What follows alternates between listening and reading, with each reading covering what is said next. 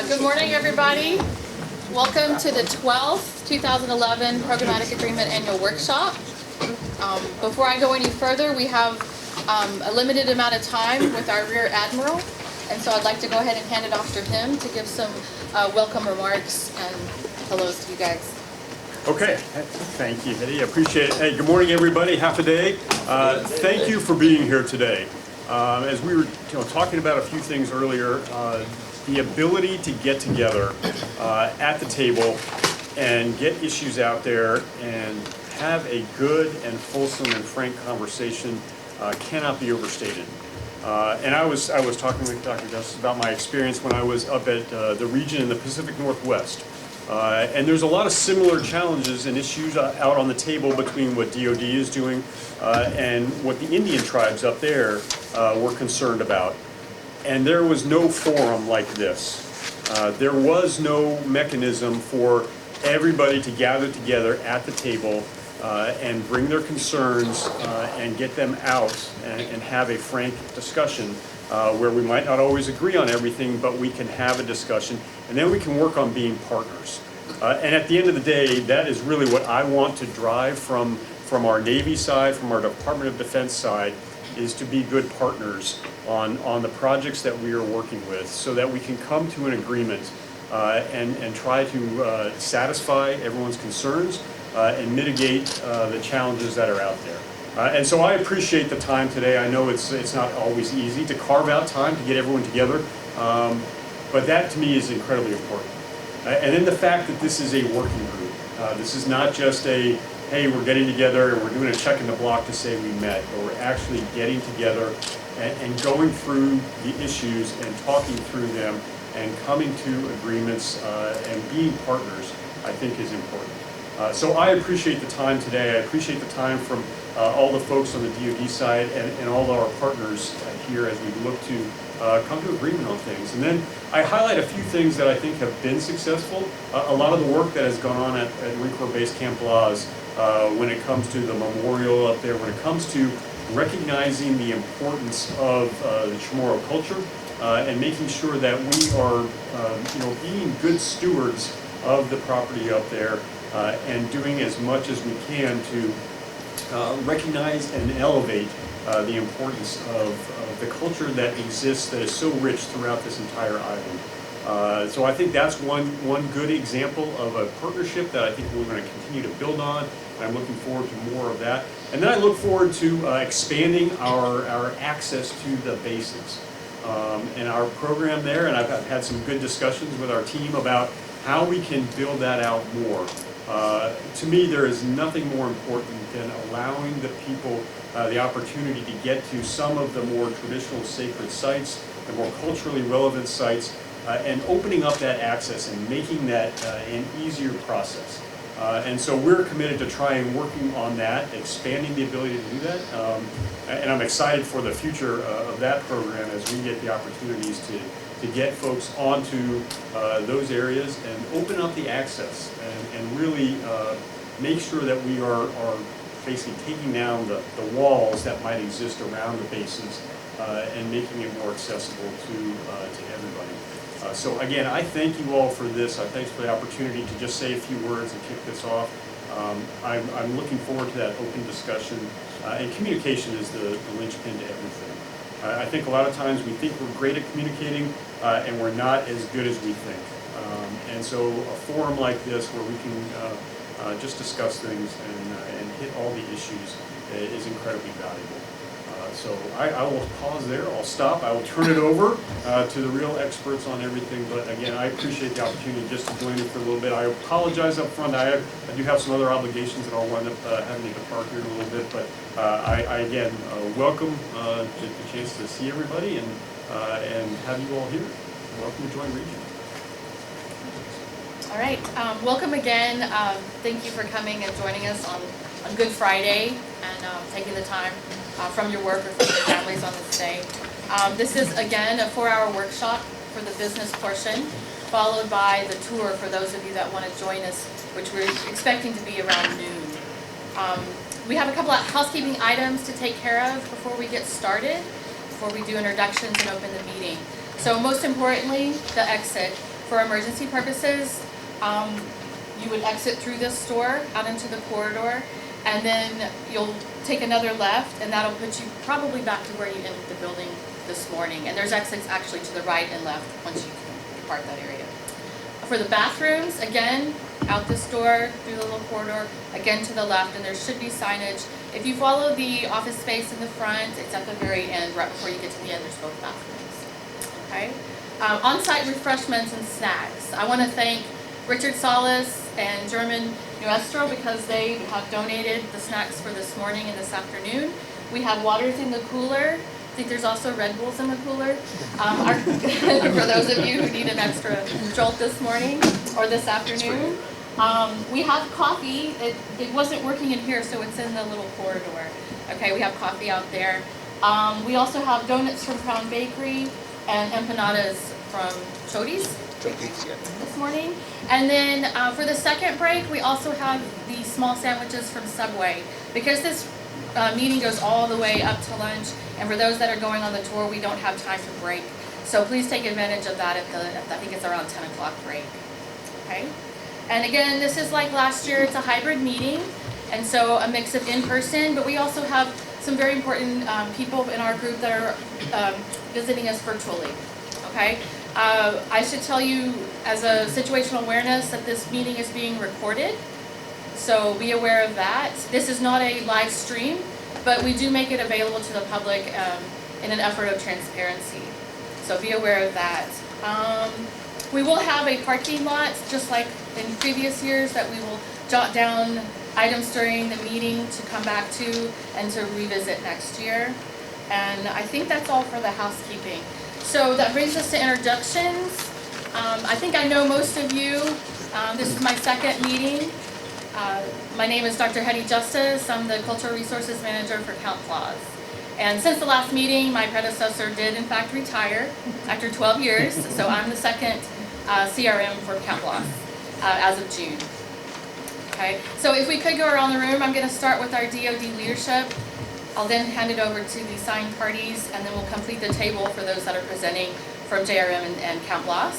We'll then go virtually to our virtual attendees, and then we'll finish off the room because I think it's really important to identify everybody in the room because a lot of the important conversations happen during the break, and that way you know who's here and who you can corner to speak to then. So we'll start with our leadership. Brennan. Thank you.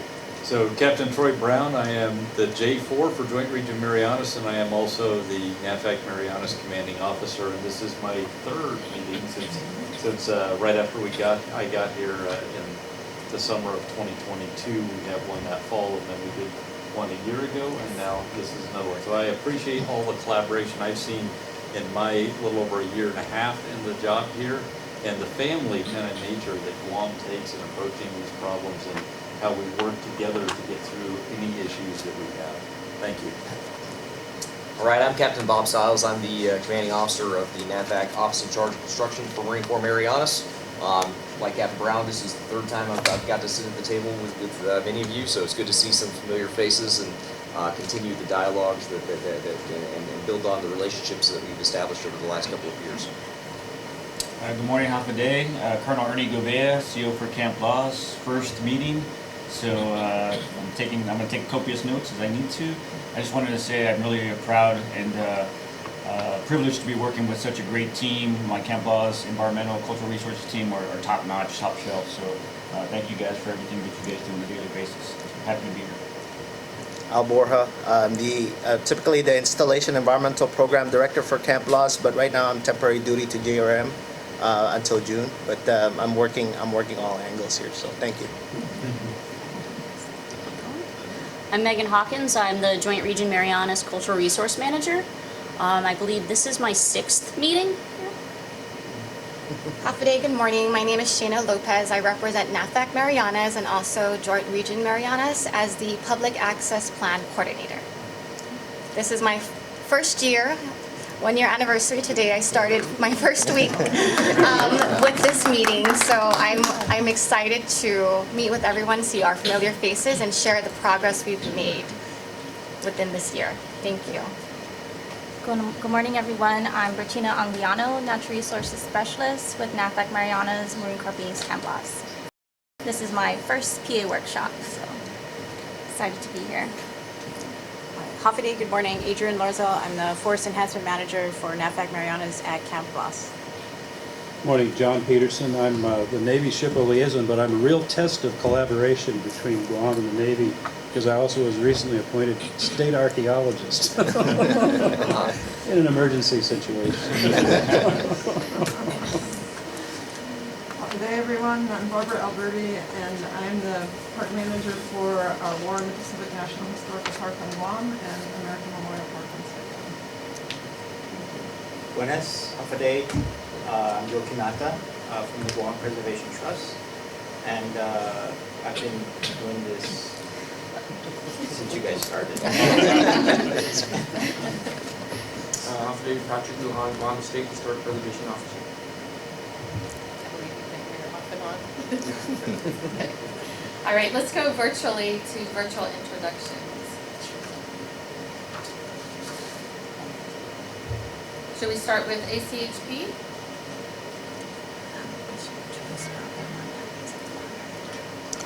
Audio. Hold on one moment, we're having some technical difficulties. Okay, let's try that again.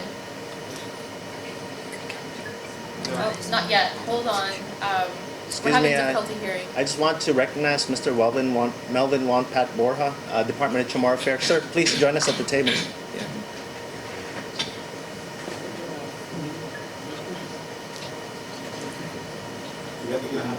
You have a chair, sir.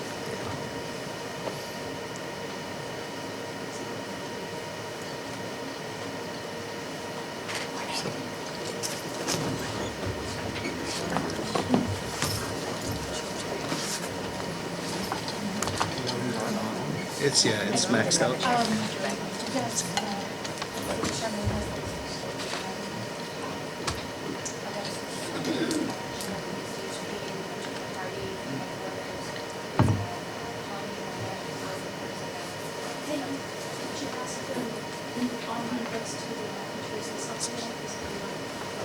Okay, online folks, we're gonna try that again. Can we start with the ACHP? No, still not working. Sorry. Let's yeah, we'll go around the room and then we'll ask our IT folks to yeah. It was working this morning. Charmaine, can you read off who's in the virtual space? Sure. We have Alexis Clark from ACHP, Dr. Elaine Jackson with Hondo from the National Park Service, Jennifer Hardy from NAFAC headquarters, Adam Lauer from NAFAC Pacific, and Mike Curry from Colorado. Okay, hopefully we'll get that corrected in case they have important comments to make. Let's one of our presenters is actually virtual, Adam Lauer. In the meantime, we'll go ahead and go to the opening remarks.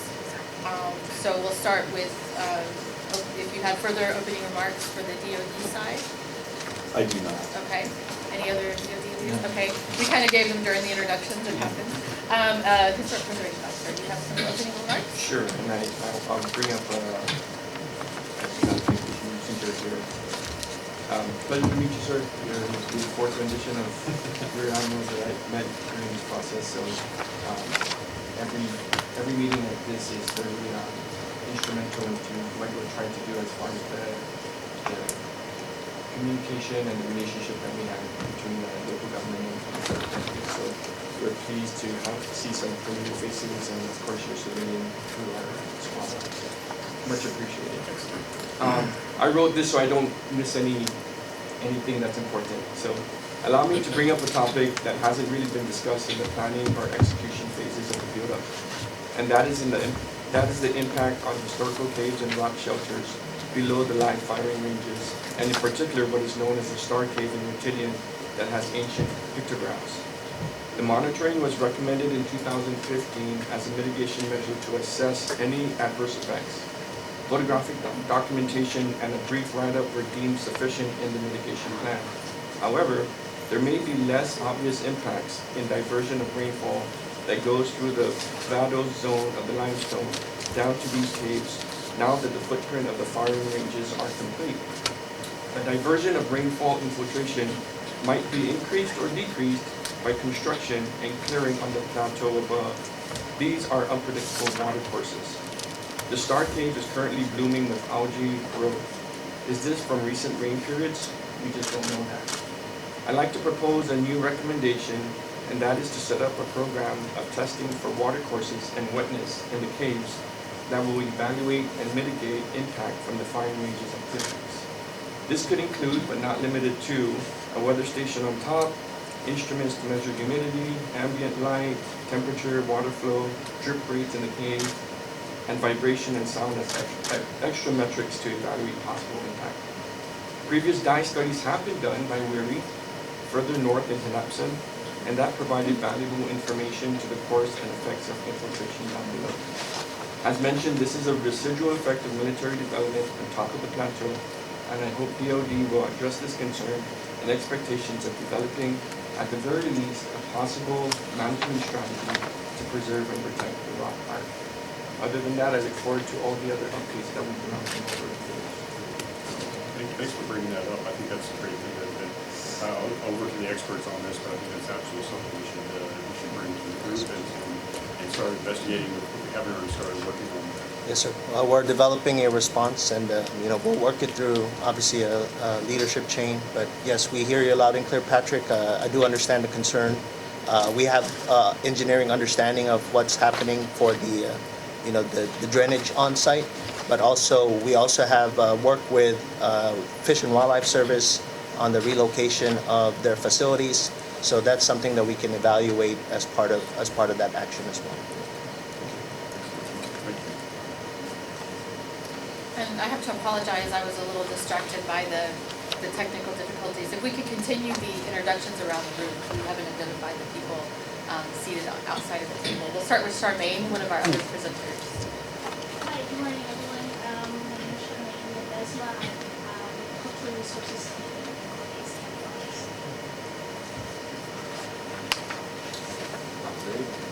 Kyle Reardon.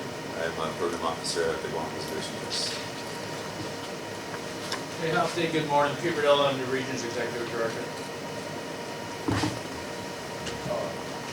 We're part of Joint Region Mariana sites and my property adjacent.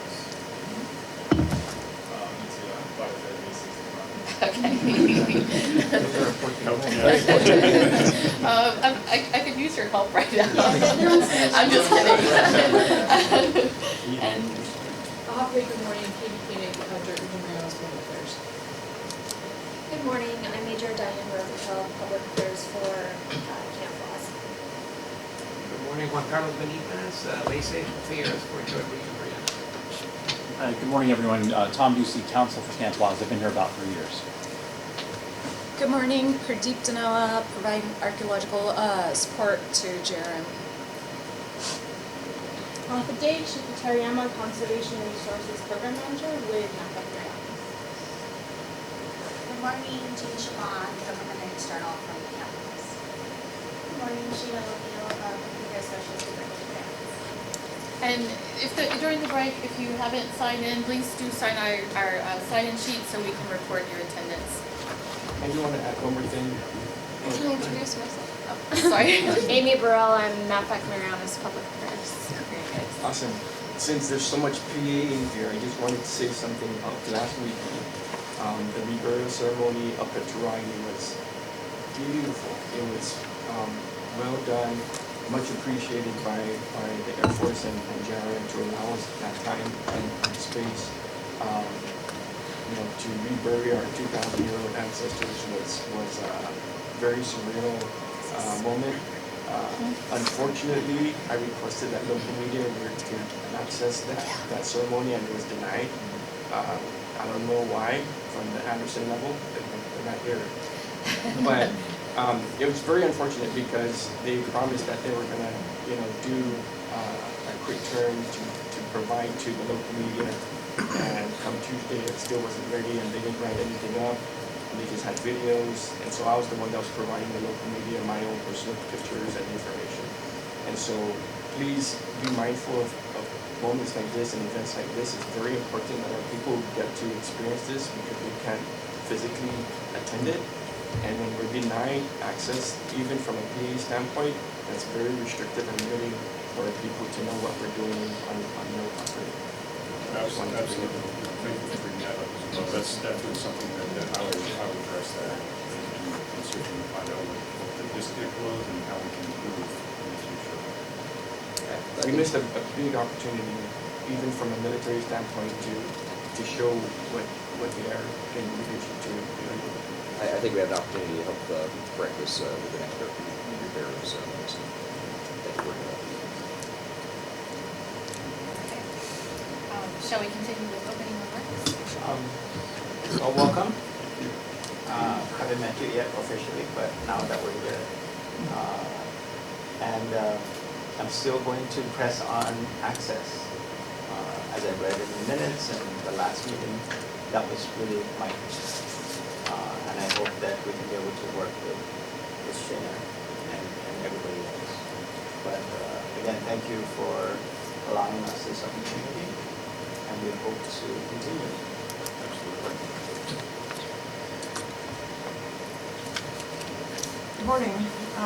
I just want to say that I echo what you talked about partnerships, because I feel like we have a really strong partnership with the military now, and we've been working with Shana on access plans and with Megan and others on curation.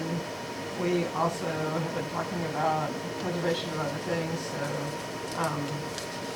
yeah, really, we appreciate the military, and also we're always happy to provide tours for you folks as well of our national park. So feel free to call on us too.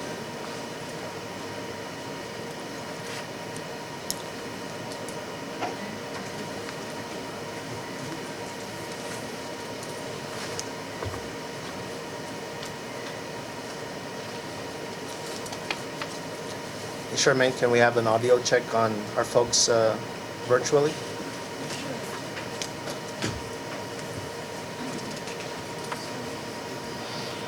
Testing. Oh, there you go. All right. Is that Alexis Clark, or? That was Jennifer Hardy, but Alexis should be able to speak up first. Okay. Hi, Jen. Hi, Patrick. I'm so glad that the ceremony went well. I really wish I could have been there. And I'm going to follow up with Matt about the issue with having access for the press to be able to get in there. I don't know what happened. He didn't mention any of that to me, but I'm definitely going to follow up on that. So thank you for those comments.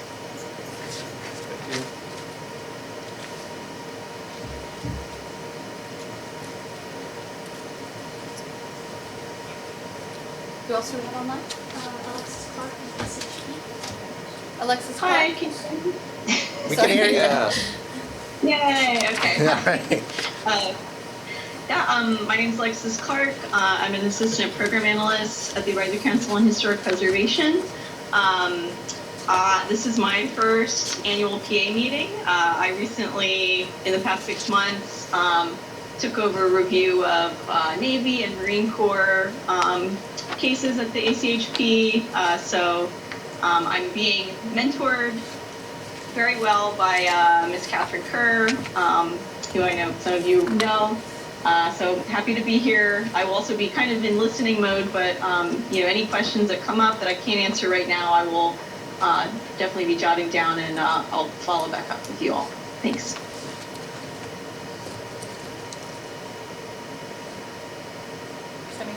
National Park Service. Elaine Jackson. Hi, Dr. Elaine Jackson Rotondo. I work in our regional office in San Francisco and currently manage the Preservation and Partnerships program. And I've been to, I don't know how many of these meetings I've been to, so maybe that's a bad sign. Anyway, thank you for accommodating us virtually. Thank you. We have Dr. Adam Lauer from Outback Pacific. Dr. Lauer? Good morning. Morning. Good morning. I'm Dr. Lauer, an archaeologist and biological anthropologist with NAFAC Pacific, and we provide reach-back support to JRM, Camp Loss, whomever requests it. So we're happy to be here and help. Thank you. And lastly, we have Dr. Mike Perrin from Florence. Hi, Mike Perrin. I'm also a Navy liaison, as is John Peterson. Myself, though, I work through a cooperative agreement with CEMEL, which is Colorado State University's Center for Environmental Management of Military Lands. This is my first workshop actually participating. I did actually see the last workshop and summarize the minutes, so I guess this is the second one I'm able to participate in, either directly or indirectly. Good morning, everyone. I should probably actually introduce myself since I didn't do that earlier. I'm Jennifer Hardy. I'm the Cultural Resources Team Lead for at NAVFAC headquarters and provide reach back support to the region and installations as needed. Thank you, Jen. All right. I think that's all that we have virtually. Do we have some additional opening remarks?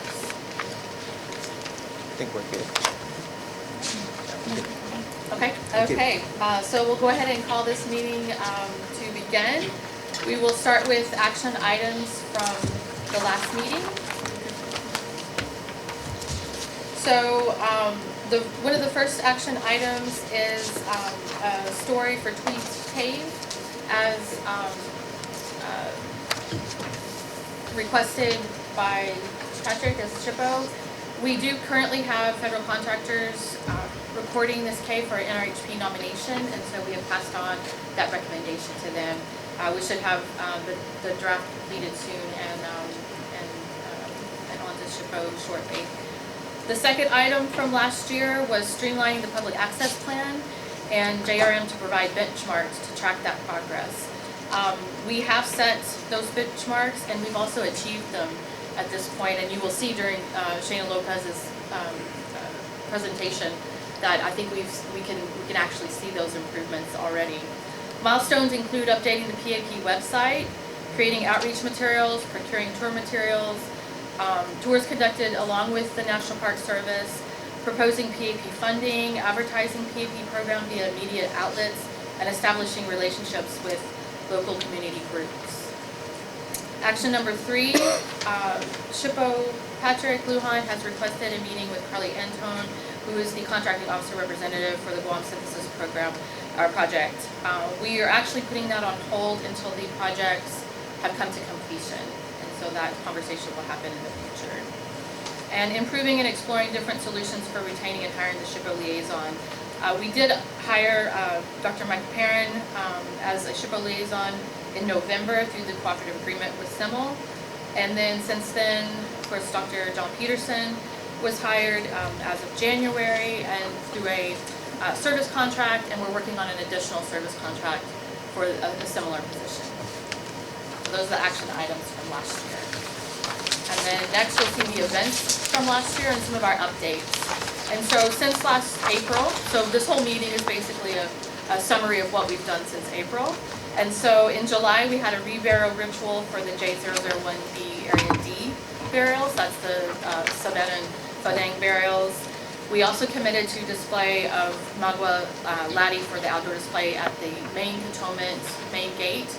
And so that outdoor display will be in place there, and that's actually part of our tour, is seeing where that's going to take place. Jossie Miller, a PhD student, collected data from pottery from the build-up projects for her PhD. She's actually still in the data collection stage, but she did collect data at Camp Loss from May until October last year.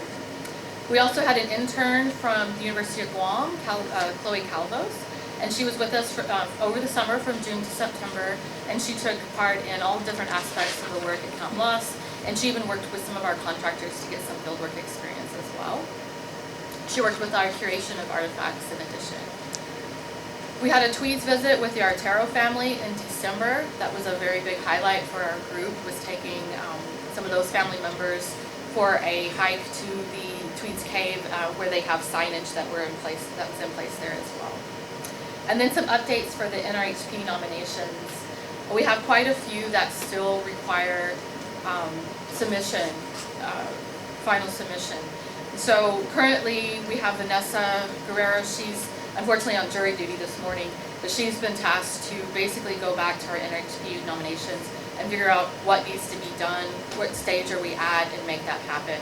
So for the nominations that we recorded from 2014 to 2019, those are actually ready for JRM signature, and then after that they'll go to headquarters, so she's just preparing those packages for that. For the 2022 and 2021 submissions, those did not pass internal review, so we actually had to go, and we had Mike Perrin actually on that, going through them and getting them up to our standards. And so those actually are ready now, but they are pending local names. There's a few that Vanessa went over with me about local names. And then after they receive those names, then we will submit them to you for a review. The nominations from the previous year, 2022, those also have been reviewed by SHPO, but are pending local names before we can send them up the chain to JRM. And then the current 2023 nominations, the fieldwork was just completed for Tweeds Cave, Finnick Master Caves out of the Navy munitions site, and then the Finna Lake West, which is a LADI site the SHPO had, actually the state archaeologist had visited several years ago. And so the submission of that project should be sometime in the next month. Okay, so those are the events from this last year. And we do have a discussion period, and if you have any, I know that the nominations was the top item you want to discuss. I don't know if you want to discuss it now or if you want to wait till the Is there a discussion period on that? There is, it's actually at the end of the, okay, so we'll wait.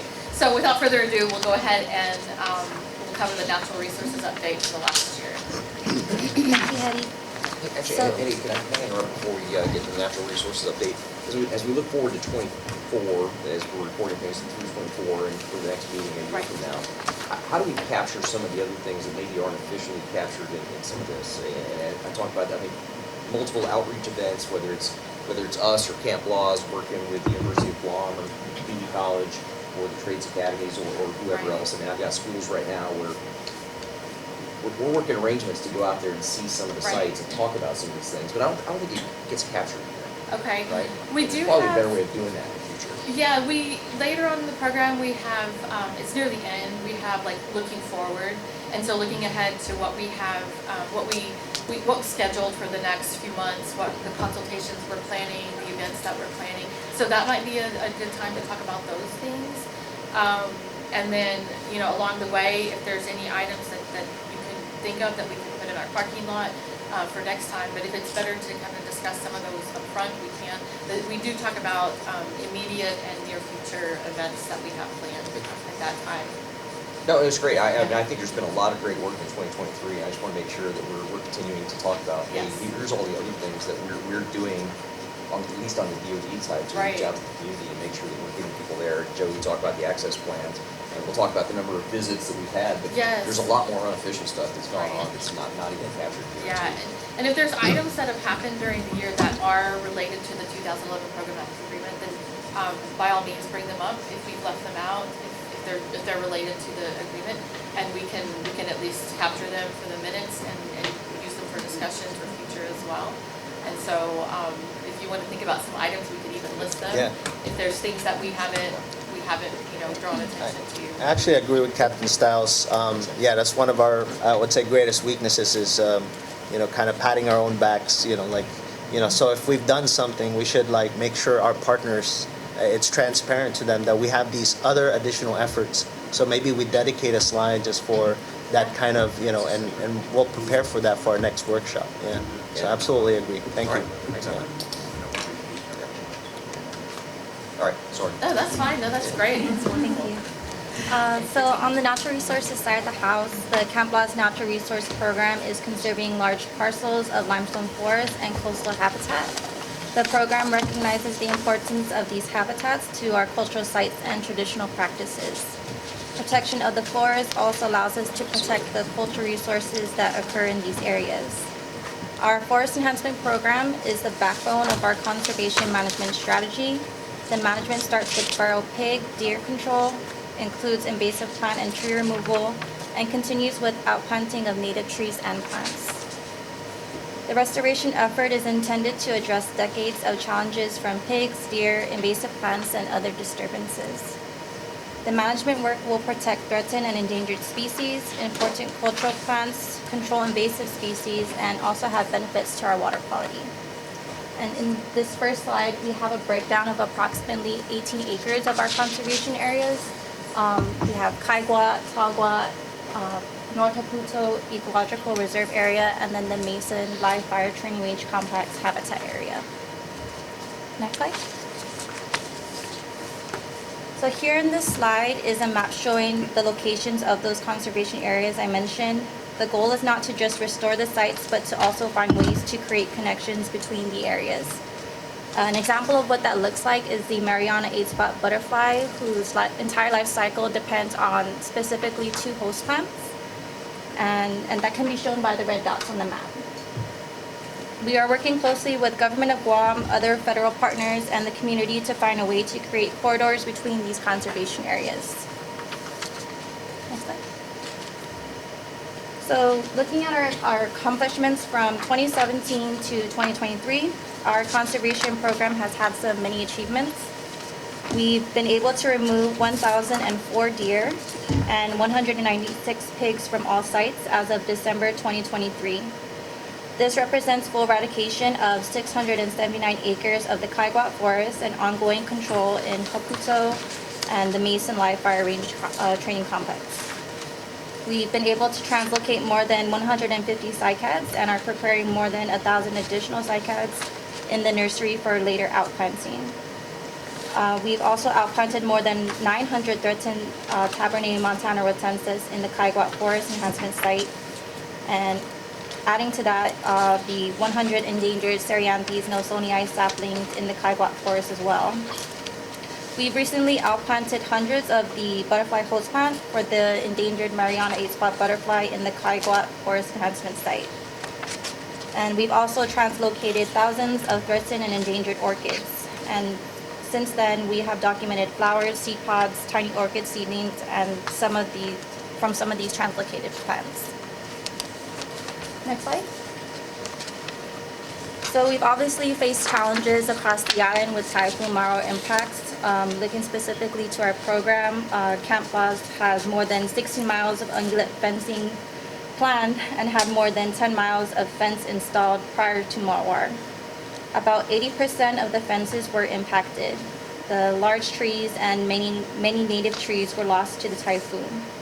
Although areas with primarily native trees fared much better during the typhoon, the winds did damage native as well as invasive trees. Post-typhoon, we saw a dramatic increase in invasive vines, particularly Mecania, or also known as the mile-a-minute vine. These vines covered acres of forest and threatened to smother or strangle trees that survived the storm. Pigs and deer were also able to re-enter previously cleared areas and in some cases appear to specifically target our outplanted seedlings and saplings. Next slide. So looking at our way forward, the Camp Lost team has conducted initial post-typhoon assessments of the fences, outplanting areas, and some of the translocated plants. Camp Lost was able to get funding to begin emergency fence repairs and re-eradication of sites within 90 days of the typhoon. About 280 acres, or 40% of the Kaigwa Forest Enhancement sites, were re-eradicated by December 2023. The ungulate team will finish eradication for the rest of Kaigwa and the Mason Live Fire Training Range Complex site by the end of the calendar 2024.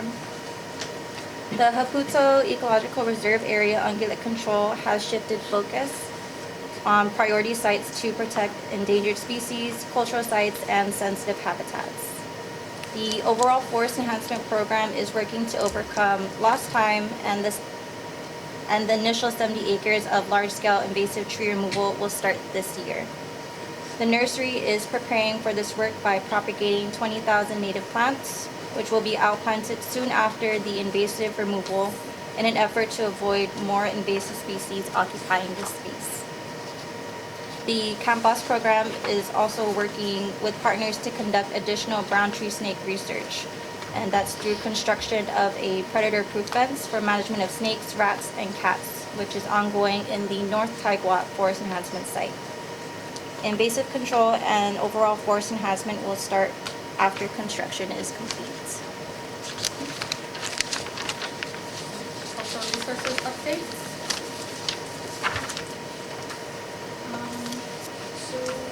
For the next few slides, I will be providing updates of construction projects that we have been consulting with SHPO under the 2011 PA and discoveries in those construction projects and outcomes of these consultations.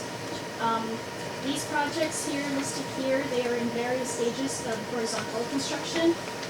Some are near completion, some are in the middle of their construction project, and a few that are just about to get started.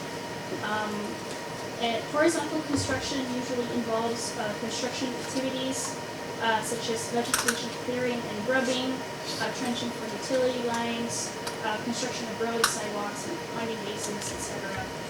And this is different from vertical construction, which usually means to build up buildings. So the first one is J001B, Utilities and Site Improvements. This is a horizontal project for the Marine Corps Base Camp Law's main cantonment. The project is near completion and archaeological monitoring is still in place per the 2018 resolution agreement. We recently, SHPO led a ritual ceremony for the Area D burials right here. This is Area D. This is HR1 monument, Samanang Padang. That was in July, and there will be another planned in April for the reburial of fragmentary human skeletal remains that will be discussed or presented by Dr. Hetty Justice later on. No new discoveries since April, since last workshop, and I believe our last one was in 2021, which is HR 26 over here.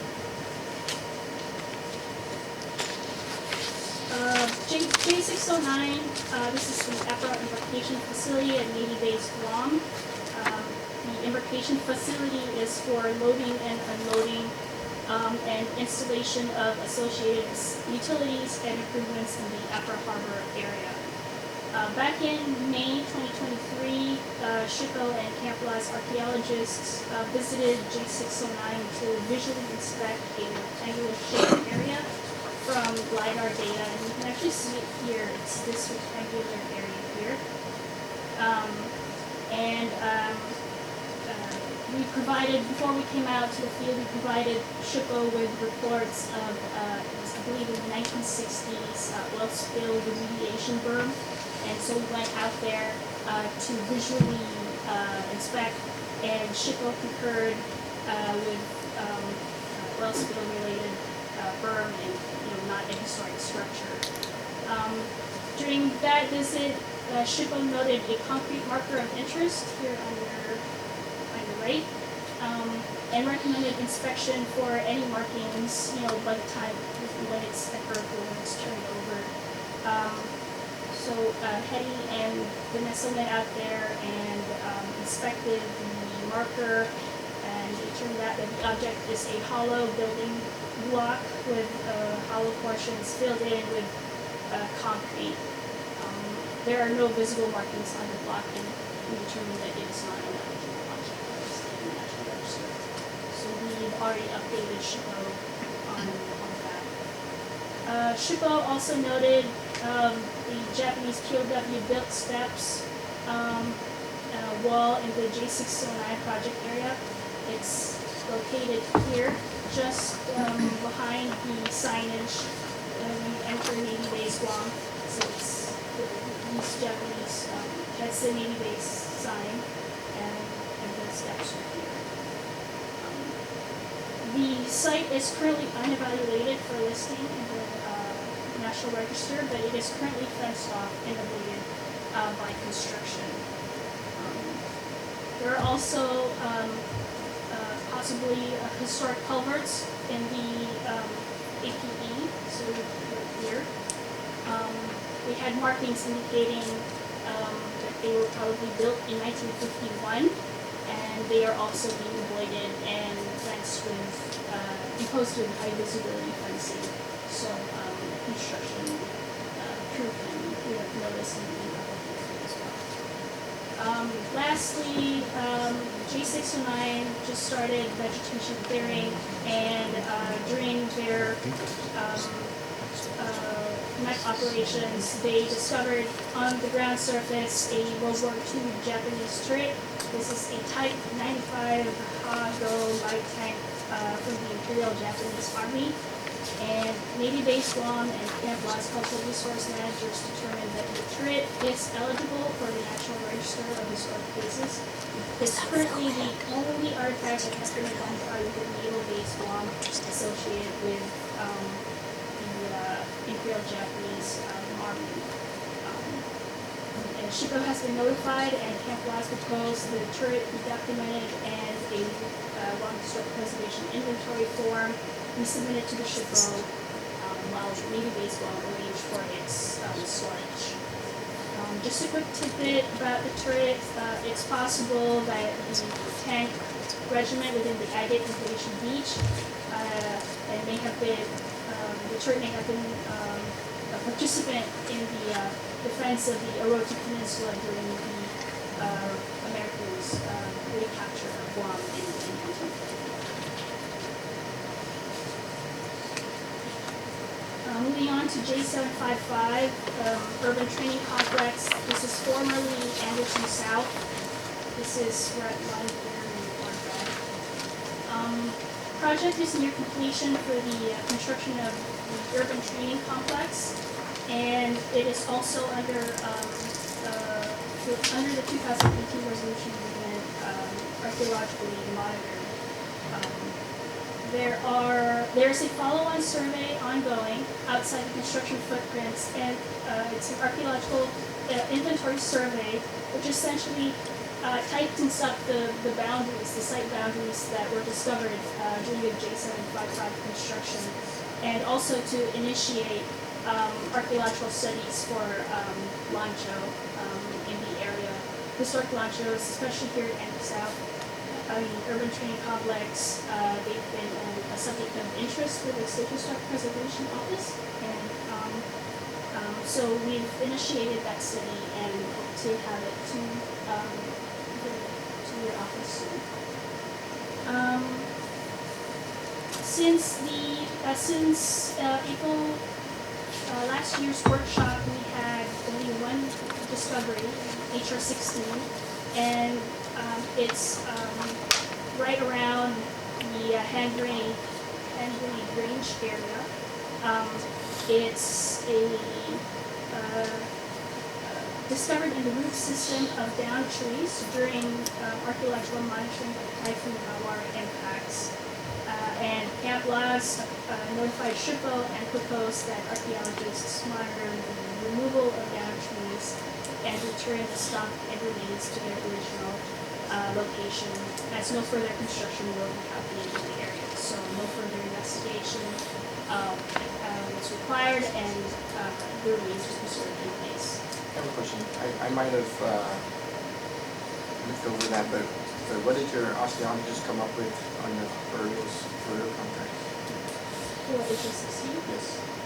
It was undetermined, I believe. And we did not do a scenario 2 as we usually would. In the letter, it indicated that we would return the stump that was preserved. But nothing any surface or preliminary indications of age or era? I don't think so. The remains were undetermined. I'll ask on the site. We didn't do an investigation, and so IA is still out there. You know, they have not presented us with their final report yet. so if they made any initial observations, it would be in there. But, you know, it was a few fragments that were on the ground surface and under, basically in the root system, and then quite frankly, some remains dangling in the root system of the down tree. And so we didn't rebury it, you know, with soil or anything. Actually the tree itself was a high value tree, so they cut it with a stump and then replaced the stump, and so it's still there. We did not investigate it. We asked construction if they had anything planned, and there was no plan for construction, so it's just currently being protected. There was, like she said, there was no need for scenario 2. Of course, if anything changes in terms of construction or anything moves, then that would be something we would pursue. So we don't really have a lot of information. It was just a few fragments. We don't know if it's a burial or if it's just, you know, something that held root system. I don't know. We don't know. But you know, all we yes, yeah. And it was a letter that was sent to you, so we did consult on it, and you know, we did put forth our intention and recommendations that, you know, if there's no construction, then it would just be left in place, and it is preserved in place. Yeah, it's basically across the street from HRM. And before we go any further, the virtual participants cannot see the slide. No, she was asking about particular. Oh, okay. Okay, so she can see them? She can see. Oh, she can see them, okay. Okay, sorry. Okay. So HR-16 was found, it had nothing to do with the construction program No, itself. it was malware. It affected the typhoon. Yes. And to characterize the location, I know we said close to the grenade range, but the reality is, if you look at it from a two-dimensional aspect, it is, but the reality is it's right on the edge of the forested area of Yes. Andy South, so Yes. it's preserved off the road on the edge of the forested Exactly. area. And it just so happens we found this at post-typhoon. Post-typhoon, the tree was downed, and it was literally a few fragments dangling from the tree roots, some still in place where the tree roots, you know, were. And so it was a high-value tree. We had them cut the tree, and it was replaced. You know, if we need to do an investigation later, you know, it will be preserved otherwise. But the only reason we would do an investigation is if it was, if there was any planned construction, any reason to go in that direction. But it's currently protected, and you can see better its location when we get to the burial treatment slides, because there's a more of a close-up shot of that area, so you can see its proximity to the other burial sites. So for this location, much like Camp Law's main cantonment area, every case we found intact sets of human remains, we've been able to preserve them in place and redesign around. Right. If it's in the construction footprint, this one's not. Yeah, and this one's kind of unique because we will preserve in place, what you say, intact remains, what we consider primary burial. So if we'll do investigations to determine if it's a burial, and those we have, we you know, take all the measures we can. We have preserved them in place. In this case, we don't know if it's a burial because we didn't investigate, but we just treat it as a burial. And so because there's no construction plan, we're just preserving it. There's no need to investigate or remove it. Yeah, so for now, it'll just stay where it was. Okay, Charmaine? Okay. I just wanted to, if this is in Norfolk, right? Okay. Only because Norfolk, they allow the original landowners who are just adjacent to that area, you know, to come in before. And so they did a lot of gathering and stuff like that, and a lot of land use happened. Is there like an oral history, a researcher that's on oral history regarding that property, or you're just doing archaeological? We're just doing archaeological.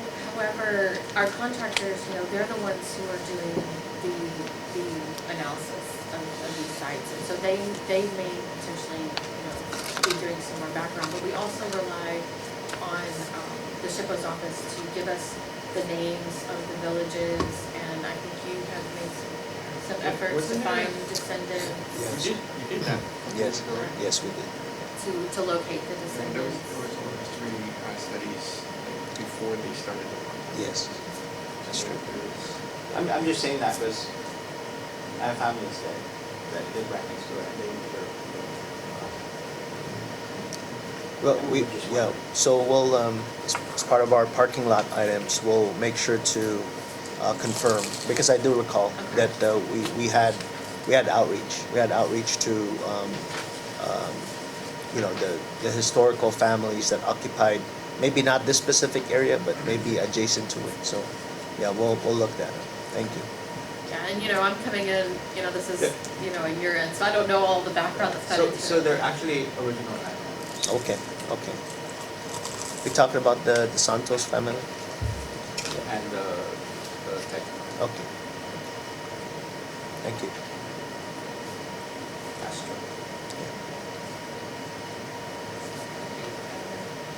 If you can continue sharing.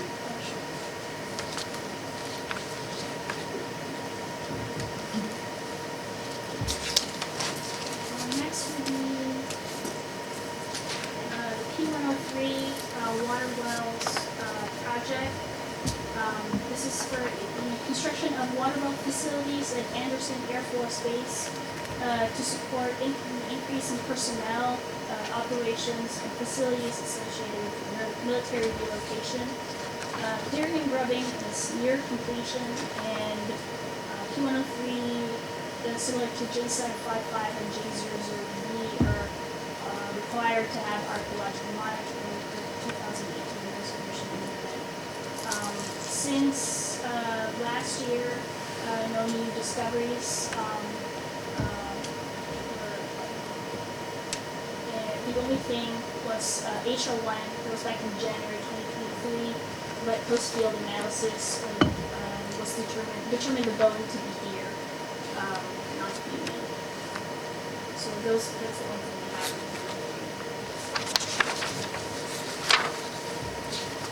Moving on to P187.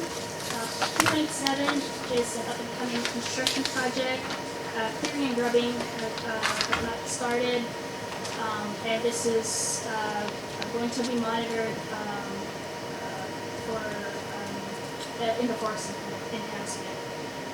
The project is to construct an exclusion barrier to limit movement of brown tree snakes, ungulates such as squirrel, pigs, and deer.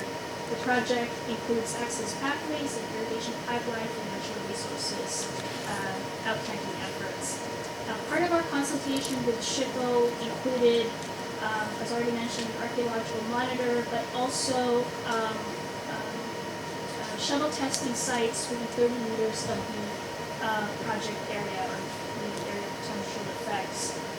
So we have identified two sites within that 30-meter buffer, 6608, 2297, which is a latte period pottery scatter, and 6608, 2296, which is a historic concrete structure.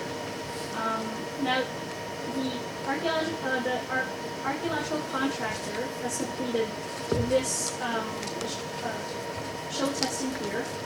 And while they were in the middle of completing this, one of their shuttle test pits identified HR1, and it's possible human femur fragments and other skeleton remains. HR investigations have not started at HR1 pending review of the MEC work plan.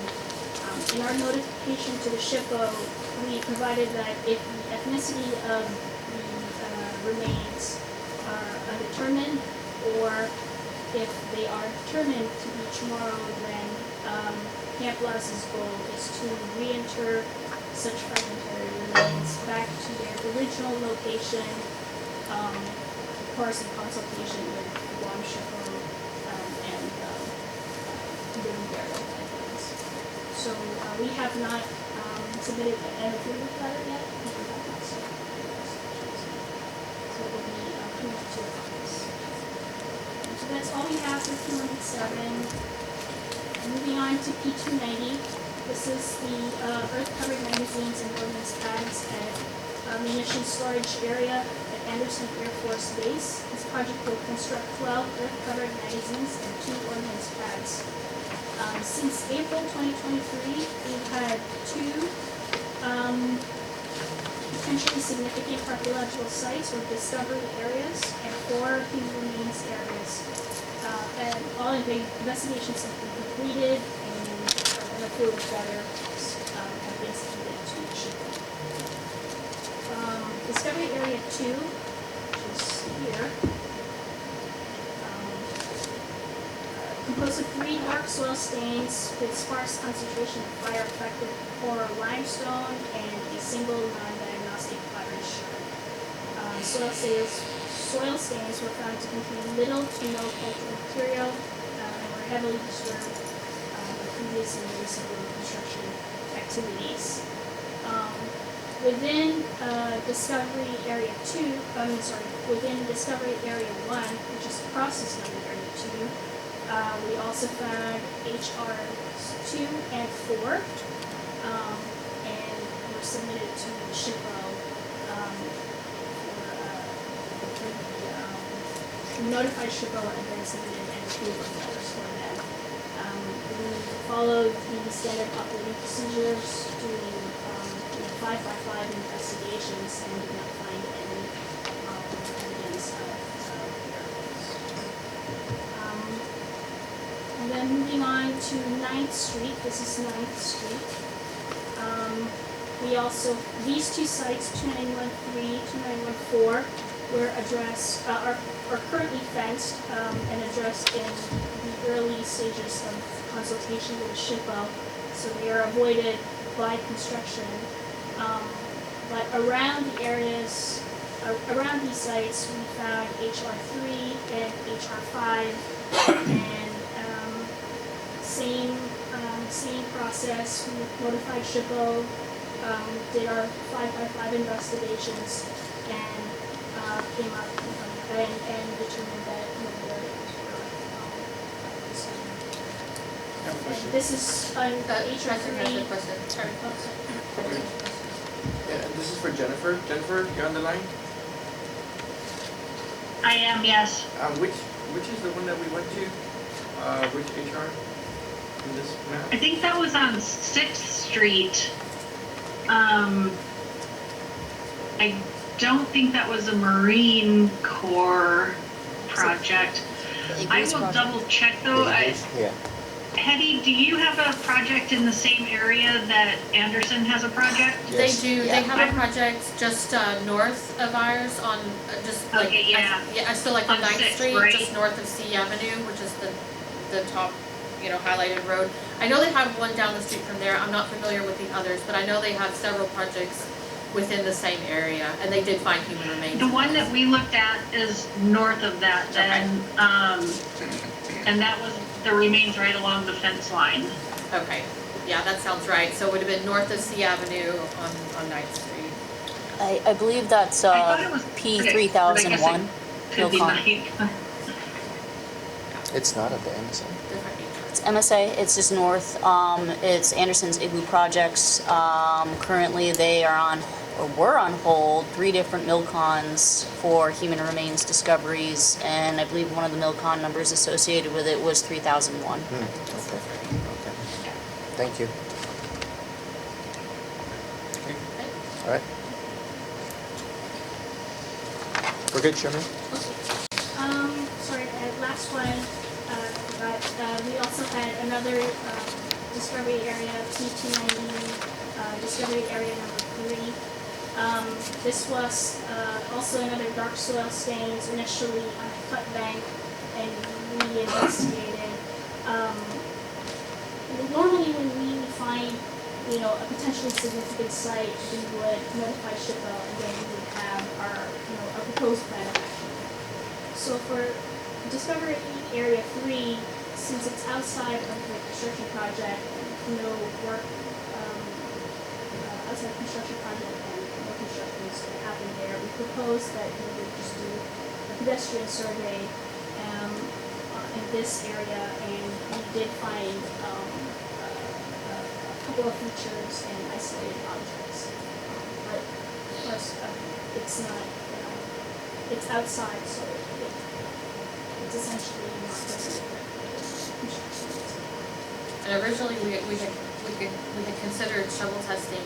Essentially, there was a cut bank that they cut, and in that cut bank were features. We couldn't tell if it was a single continuous feature or if it was multiple features. But essentially, they started, at the green box and then went beyond. And so we were going to have them investigate right there to see, document this feature to see if it was one large feature. However, from previous construction of that road, there was over a meter of limestone rubble, and it was going to be quite a nightmare to have them come in with heavy equipment to peel that back for an area that's not part of construction. So we went with the pedestrian survey, and they found additional features through that, and it's there. We submitted the UF for that, and so if there's any future work in that area, it has been it's noted and recorded and currently protected. At least, like I said, it's outside the green box.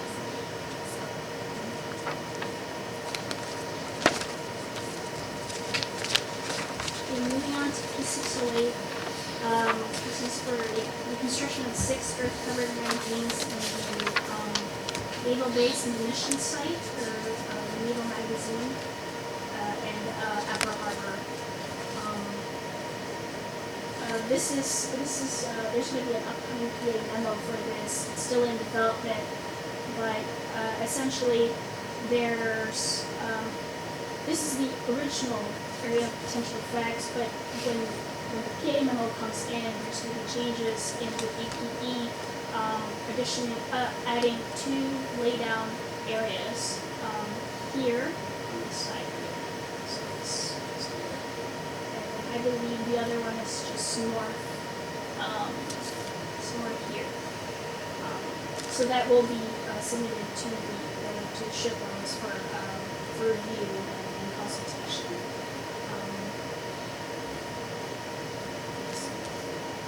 There are a couple of historic properties around this area. They are historic sites. The first one is a series of Armco magazines. These are 1,000 square foot magazines associated with the establishment of the early naval magazine on Guam. And it's eligible for criteria A and C construction. And then on this end, we have an explosive truck holding yard designed to store munitions holding vehicles. So these 2 are the only ones that have been identified during the PA memo phase, and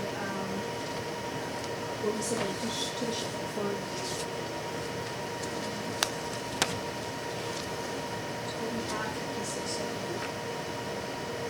So P715, P735, live fire training range complex.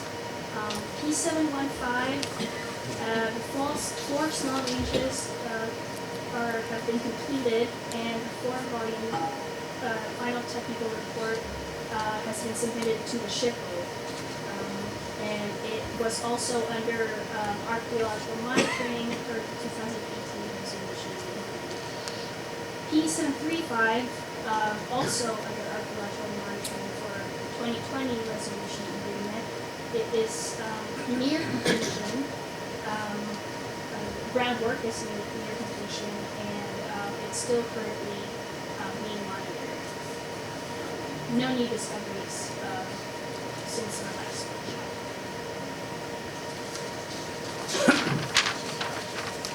And later this afternoon, we're going to do a site visit in the area to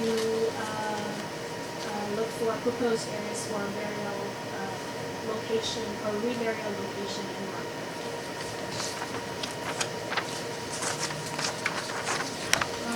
Moving on to P745, this is the Fish and Wildlife Service facility relocation for National Wildlife Refuge in City. So we are about to start our topographic study, or it's probably commenced already in March, and the geotechnical borings will soon start in next month, and this is all in support of the environmental assessment that's happening for this project. and both topo and geotech studies will be monitored, archaeologically monitored. Camp Blas has been designated by the Guam National Wildlife Refuge as the lead agency for Section 96 purposes.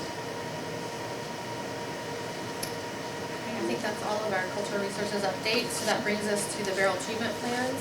And so all of our barrel treatment plans have some of the same characteristics, the same requirements, and that's to preserve the burials in place.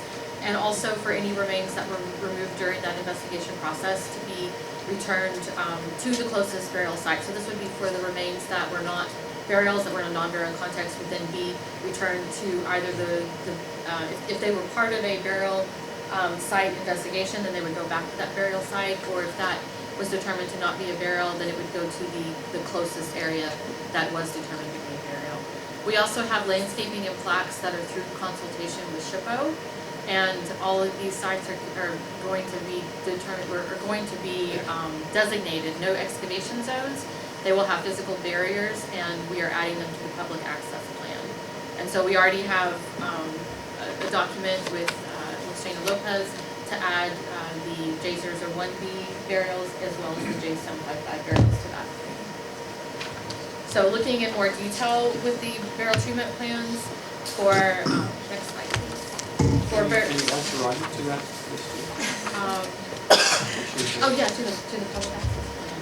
Yeah, I think that's something that Shana could talk So Taragi Beach is on the list. So the request that you mentioned, Patrick, did not come through my program. So like we said, communication is key. And I think internal communication is something we always can work on too. Well, you can add that to public access, so people can. Absolutely. Looking on your to-do list. Okay, so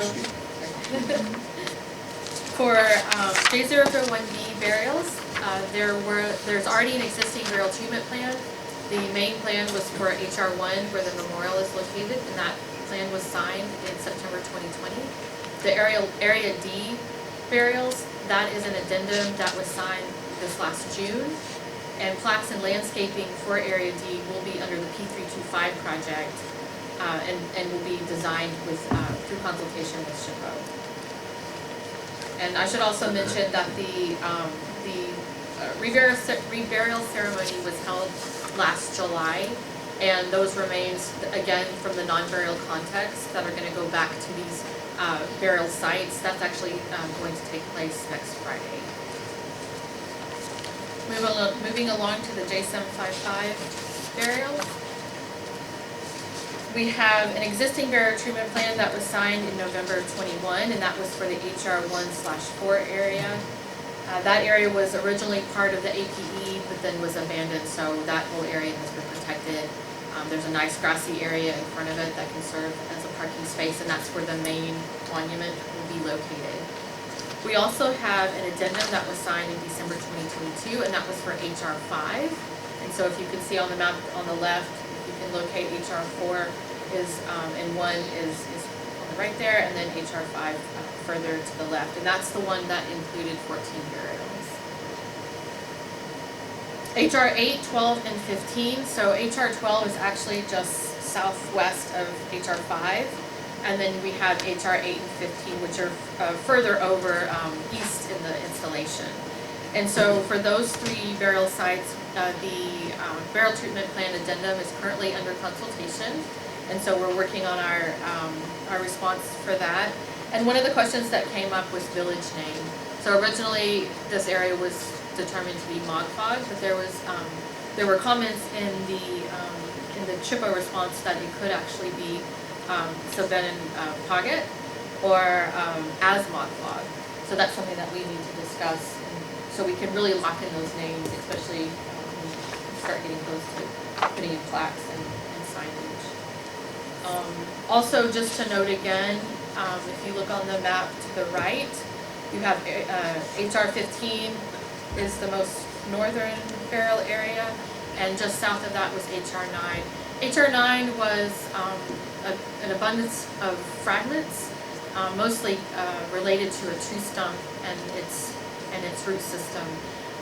We never found, I don't think, a single whole element. It was a lot of fragments. That was determined to be a non-burial, and that was through consultation with SHPO.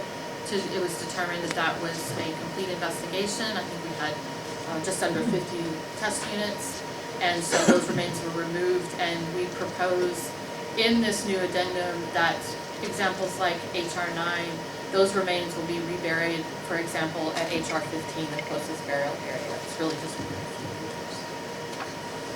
and then, of course, we've already talked about HR 16. So here you can see HR 16's location. Again, it's the photograph on the right.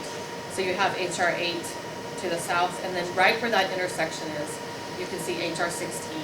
So right off the road within the APE, but there's no construction plan, and that area is fenced off and protected. And so we will have a marker at HR 4, and then we'll have a plaque in the area of HR 5 and 12, and another plaque in the area of HR 8 and 15. And again, we're adding those to the public access plan. And I think that's all for burial treatment plans. And so if you have any further questions, we can discuss now, or we can hold on. Okay. All right. Do we still have Adam Lauer on the phone for mitigations?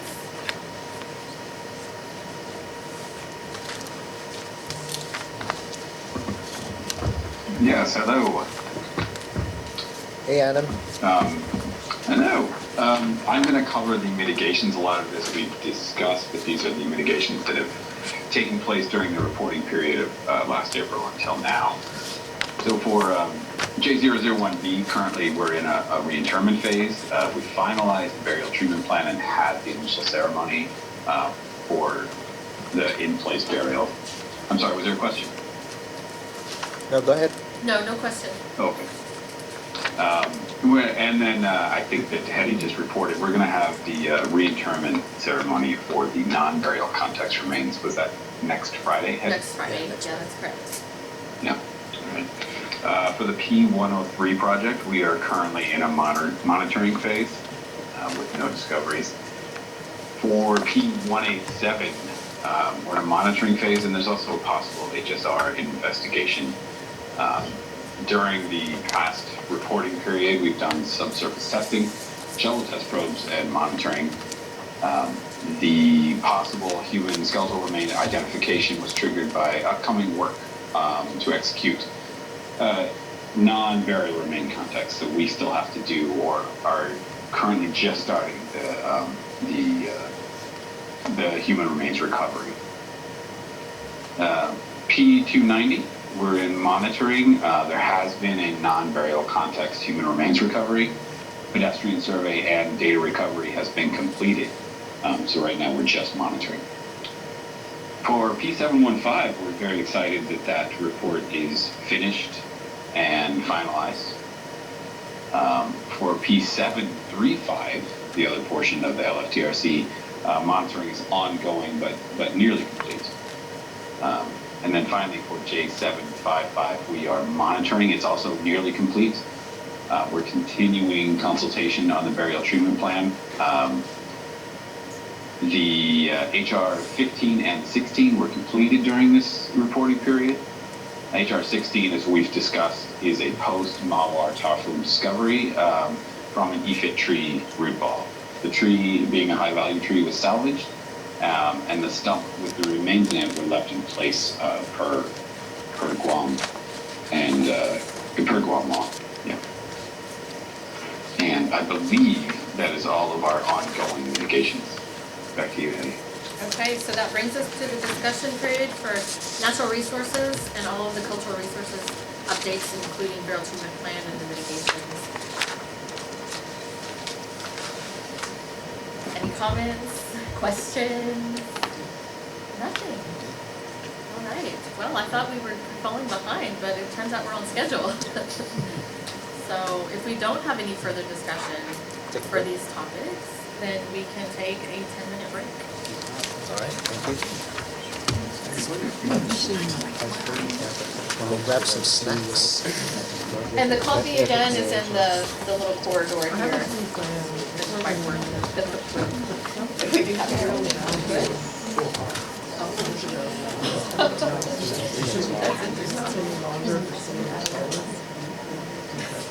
think so. I just got this archaeology reviews, and they argued. Okay, if we could call you guys back to order, find your seats again, and we can continue the program.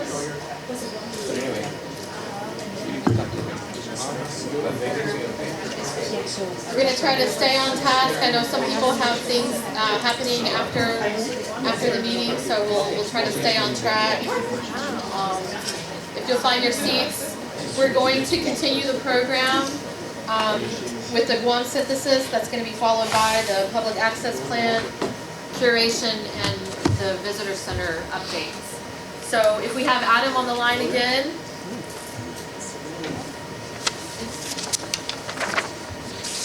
Adam, are you back on the line? I am. All right.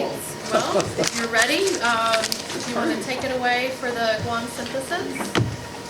All right, well, I'm going to start with a minor apology. I'm not the core on this project. Carly Anton is running this for us, and she is out of town. So she's asked me to cover this part and to give just a little bit of context to the slide. So for the Guam synthesis, the update, research is continuing. Our major delay right now is we're waiting on J001B and J755 to incorporate. As you guys remember from the earlier slides, they cover large areas of the northern plateau, and we feel it's important to make sure that that information gets into the synthesis to make it as useful as possible. Guam HPO has asked us to have a deep dive with them on the preliminary results, and because of this delay, we've delayed that deep dive, but we're definitely looking forward to doing it.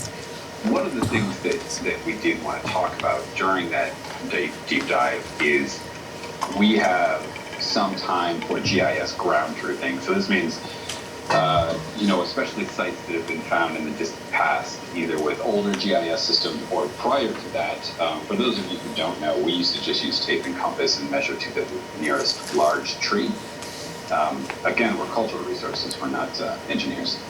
So because of that, we probably need to go back and ground truth some of the older sites that have been there. And so that's one of the goals of that meeting as well. So that's kind of where we're at with this Guam synthesis. It's moving forward, and hopefully as J001B and J755 wind down and get those draft reports in, we'll be able to incorporate them and move forward. I think that's it for me. Adam? Yes.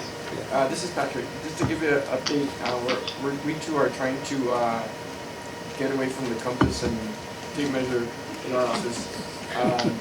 We're pretty much updating to the government of Guam, latest versions of GIS, ArcGIS, and so hopefully that will sync up with what you guys are doing and then with projects, moving forward. So we're advancing on our side as well.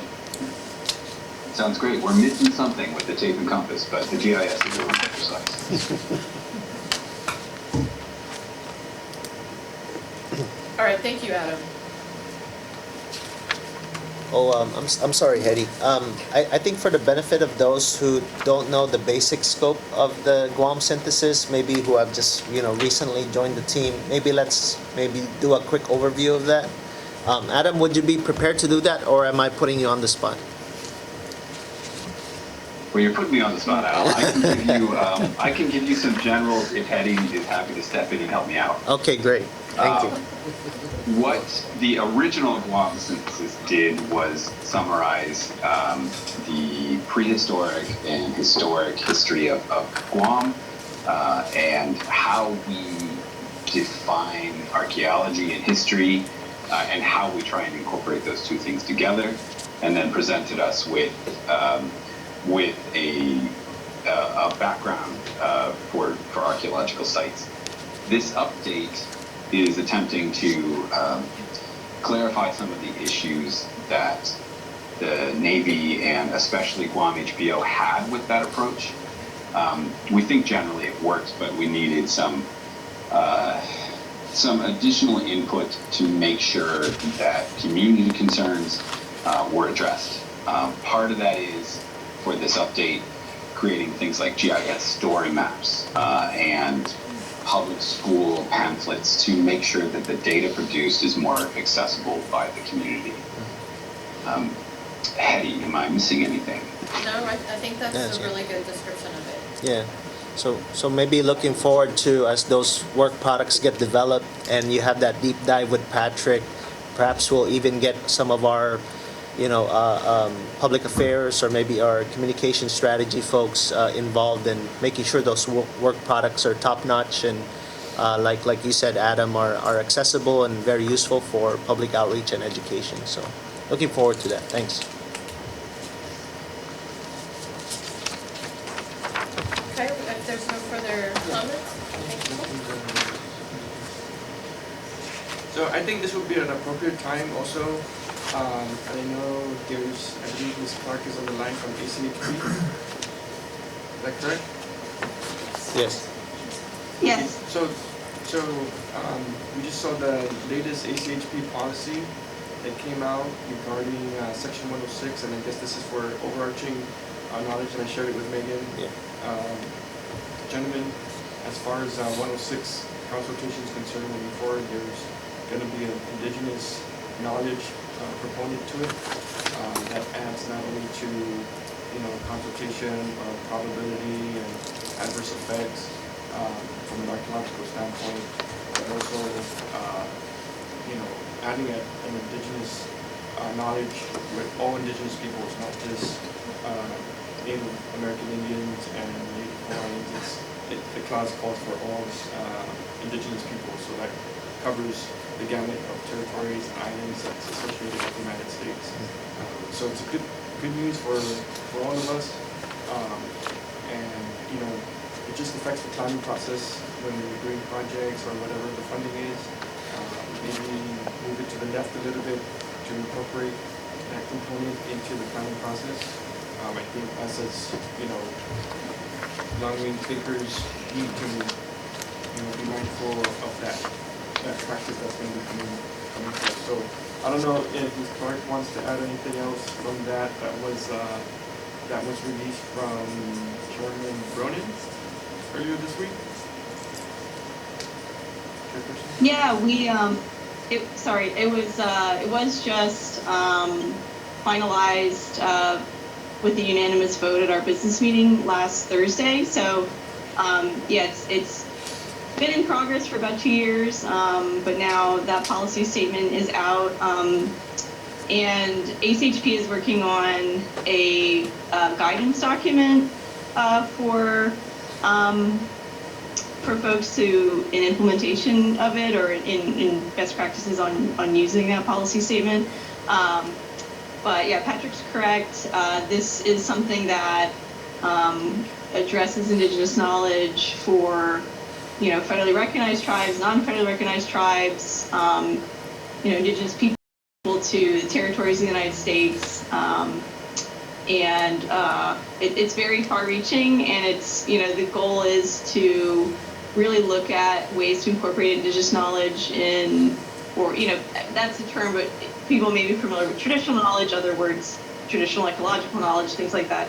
But how to incorporate it in all the parts of the Section 106 process, and as well as, looking at that type of knowledge on par with, Western scientific knowledge, and, giving it that respect and consideration. So, the guidance will be more forthcoming soon. But definitely check it out. It's on our website. I can also put a link in the chat. Thank you, ECHP, for that. Yeah, we're really excited about it, so thanks. All right, thank you, Alexis. There's nothing else on the one synthesis. We'll go ahead with the public access plan. I'm really excited for you guys to hear the improvements over the last year from Shana. So Shana, take it away. Happy day, everyone, and I'm glad to be here again and excited to report on the progress. But with progress comes work, right? And more room for growth, and we're prepared to share our progress and also our plans moving forward for the next year. Okay. So let's begin. Just to give some background information for those who are new here, the Public Access Plan is a program that allows for escorted access to historic and cultural sites that are located on military installations. And this past year, from April 2023 to February 2024, we've had a total of 95 participants. Of those 95 participants, 79% were residents and 21% were non-residents. If you look at the list below, these are the sites that were requested, and in parentheses are the number of times we visited each site. Tours ranged from maybe 2 individuals to our largest tour was about 12 participants who came on board with us. Okay? We took into account their ages and their accessibility. Some of our tour members were 3 and 4-year-olds, and others were Manamka, which were in their 70s and 80s. So we captured a wide range of our community to participate in our tours. Next slide, please. So if we look back at the last 5 years of the progress of the Public Access Plan and the participants that participate through our program, in the past 5 years, you can see, first off, let's point out 2020, 0, and we can all remember that was due to COVID. But prior to me coming on board in 2023, numbers were about 20 participants per year or less. And last year alone, we were able to welcome 85 of our community members through our program to various sites. So there's definitely an upward increase in trend, and we are reaching more of our community members to inform them about our program and the accessibility that they have to our cultural and historic sites. Okay, next slide, please. With this increase, I have to commend a lot of the media efforts and partnerships that we have made throughout the year. And 3 big media highlights I wanted to point out was one that was captured and done by NAFAC, Mariana's PAO. Thank you, Amy. She was the one that created a 2-minute video. She interviewed me and also included some footage of our tour to highlight the program and what we have to offer. And she showed some sites on Naval Base Guam that our community members have access to. The second article in the middle is by Joe Taichino II, who wrote for Guam Daily Post. He attended one of the tours with the National Park Service, and he also showed the park rangers and our partnership and how they are facilitating tours through the public access program. And last but not least, our friend Dave Lotz. Just more recently, after a year building a connection and relationship with Dave Lotz, he wrote a nice opinion piece for us in the Guam PDN, advising our community members to take advantage of our program. And as a result of these big 3 media highlights, I did get an increase of just inquiries, interests, and also requests. And those are captured in the numbers that you've seen in the previous slide. So with our media movement and all the highlights that we've been pushing, I've also worked hard with our community members to try to make personal partnerships. Although the Public Access Plan is 1 woman strong right now, we are getting the support of JRM leadership, as Admiral Huffman has expressed already, and other NR and CR folks that are in this room that have also lended a hand or assistance to help me during my tours. So I want to also recognize all the help by everyone in this room and others who are not sitting in this room today. So with community partnerships, one big one I want to recognize, thank you, Barbara. National Park Service, we have renewed our interagency agreement for this coming year, and we will do 4 more tours at a minimum this coming year to welcome more of our community members to various sites. Last year we focused mainly on the Naval Base Guam sites because of Typhoon Mawar and the impact it had on other trails. So we did what we could with the access that we had and taking into account safety of our community members as well. Okay? The Guam Boonie Stompers is another partner that I am working with. I am in good contact with their president, and they will be attending some of our hiking tours, along with assisting with any environmental work that we have planned. Earth Day is coming up on April 22nd, and because they are avid hikers, we are tapping into their group to assist with a visit to the Spanish Steps, because that is a site on the Public Access Plan that has a level of difficulty of high. And it is, we don't want to put our general population at risk. So So we're trying to still allow our members of our community to access and use our program, but in a safe way. Okay? Next, Chief Harrell Academy, which is a Chamorro language immersion school. We are working with them for this coming summer. They have a summer program that we will be taking some of their students to historic sites, most likely the roadside tours on Naval Base Guam. And we're working with Sinan Gwinifi, the director of Chief Harrell, on this project. CAHA, the Council of Arts and Humanities, has been great in assisting us in reaching our artisans to ensure the high-value tree species that are collected and harvested on Camp Blas can reach our local artisans for the use of their crafts, either to build canoes or furniture, to name a few items that they use the wood pieces for. The Mayor's Council of Guam has been a huge help with disseminating tour information to the village mayors and getting our tours announced in our local community chat groups. And a lot of our community members who visited the tour, after gathering some information of where they heard about our program, a lot of it can be traced back to the Mayor's Council of Guam. So we're grateful for his help and his partnership.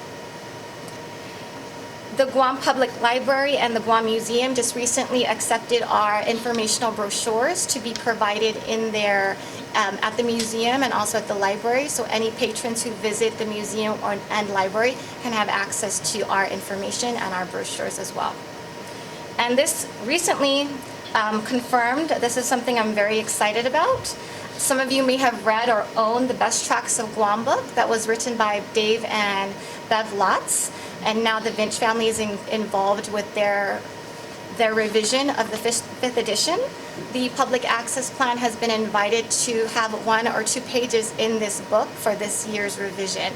So I'm currently drafting up some write-ups that include hikes that are located on our installations that the community members can learn about and can contact the access plan coordinator for these visits.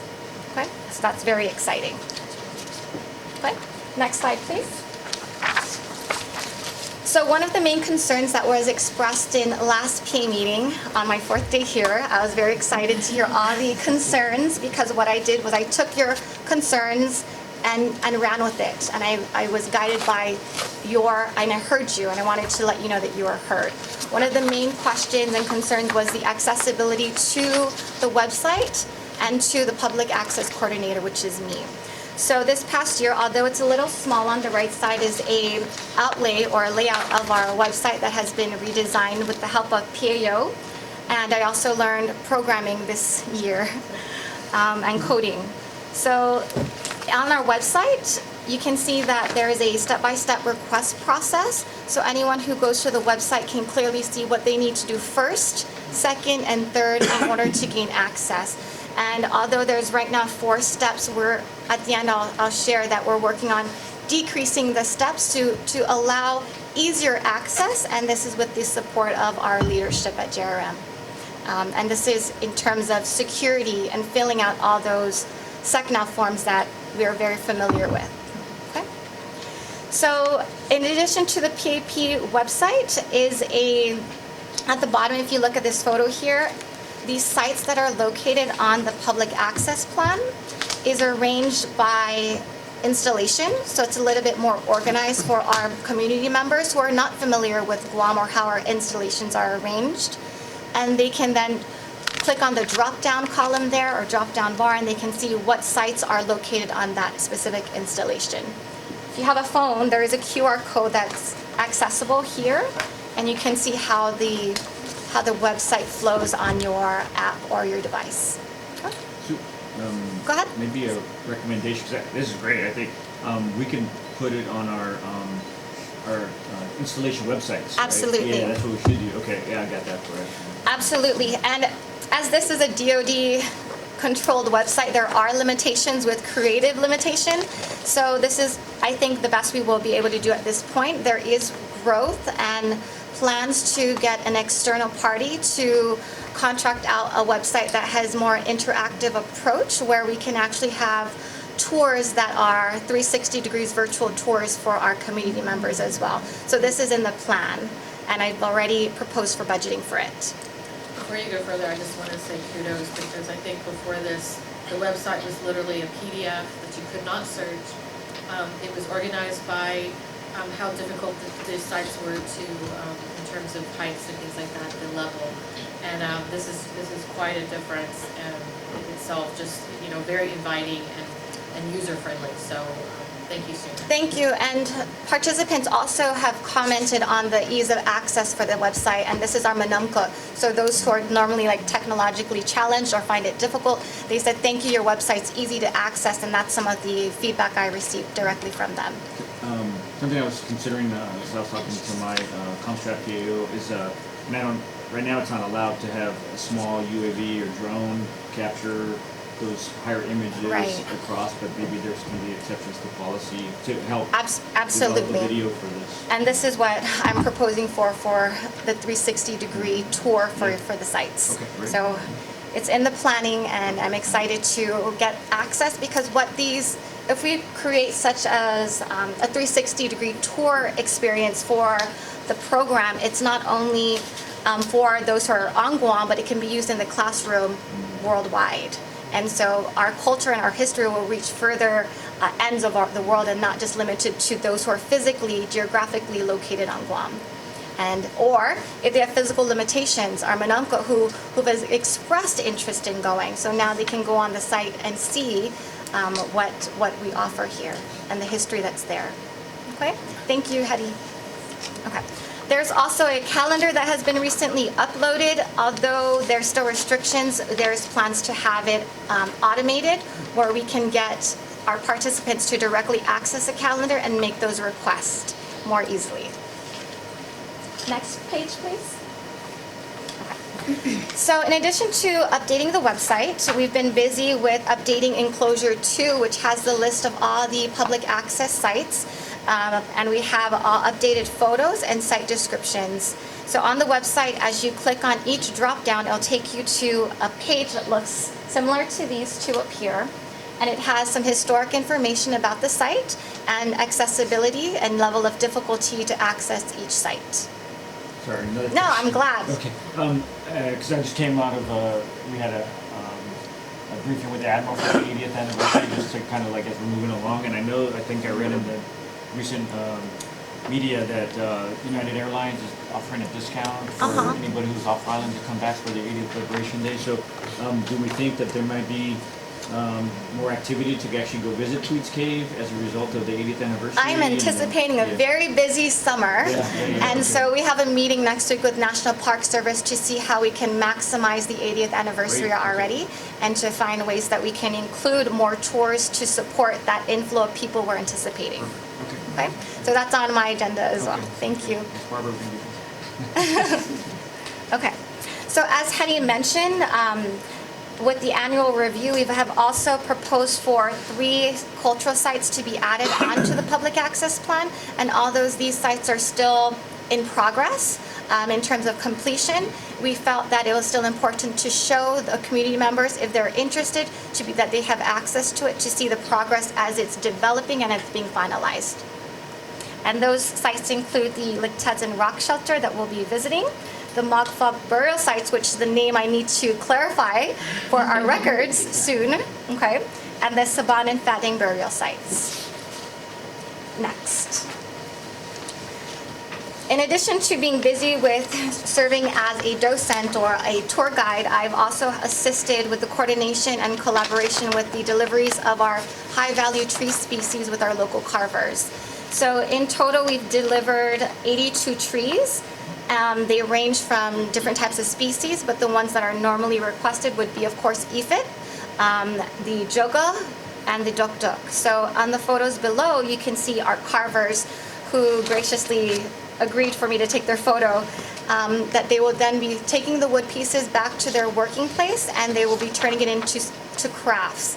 So on the picture on the left is canoe carver Rana Faji, and he will be taking these wood and making it into slabs to turn into a seafaring canoe.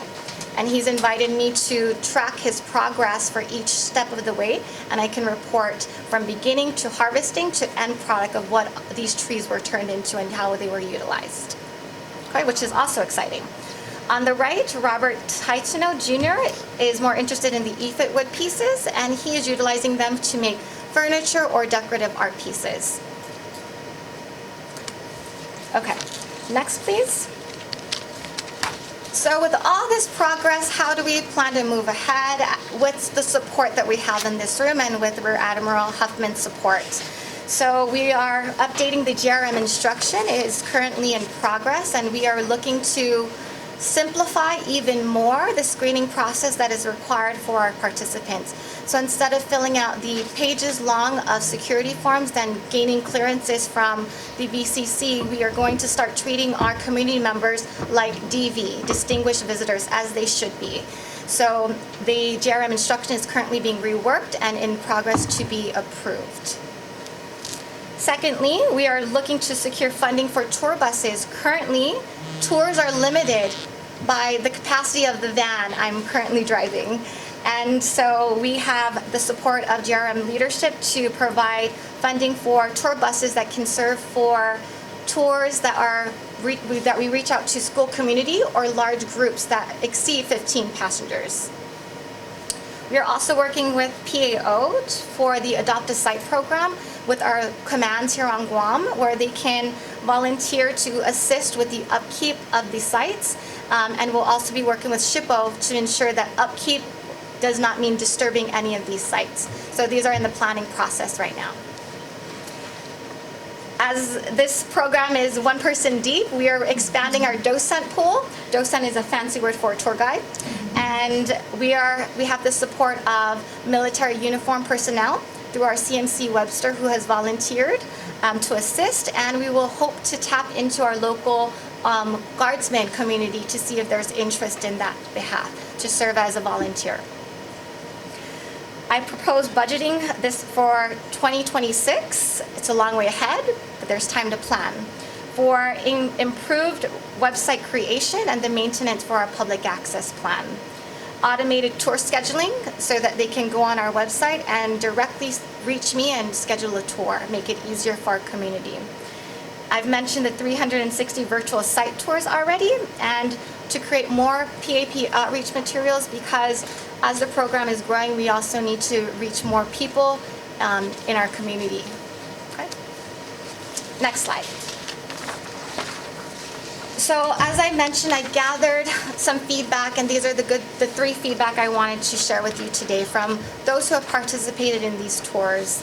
The first one was from Ms. Anita Cruz. She said, the tour was great, guides were friendly, knowledgeable, and accommodating, and spoke clearly. Kudos to the team. The group size made it easy to follow along with the presentations and to explore the sites. So this tour she went on was with the National Park Service. So I commend their professionalism and their storytelling abilities. Okay.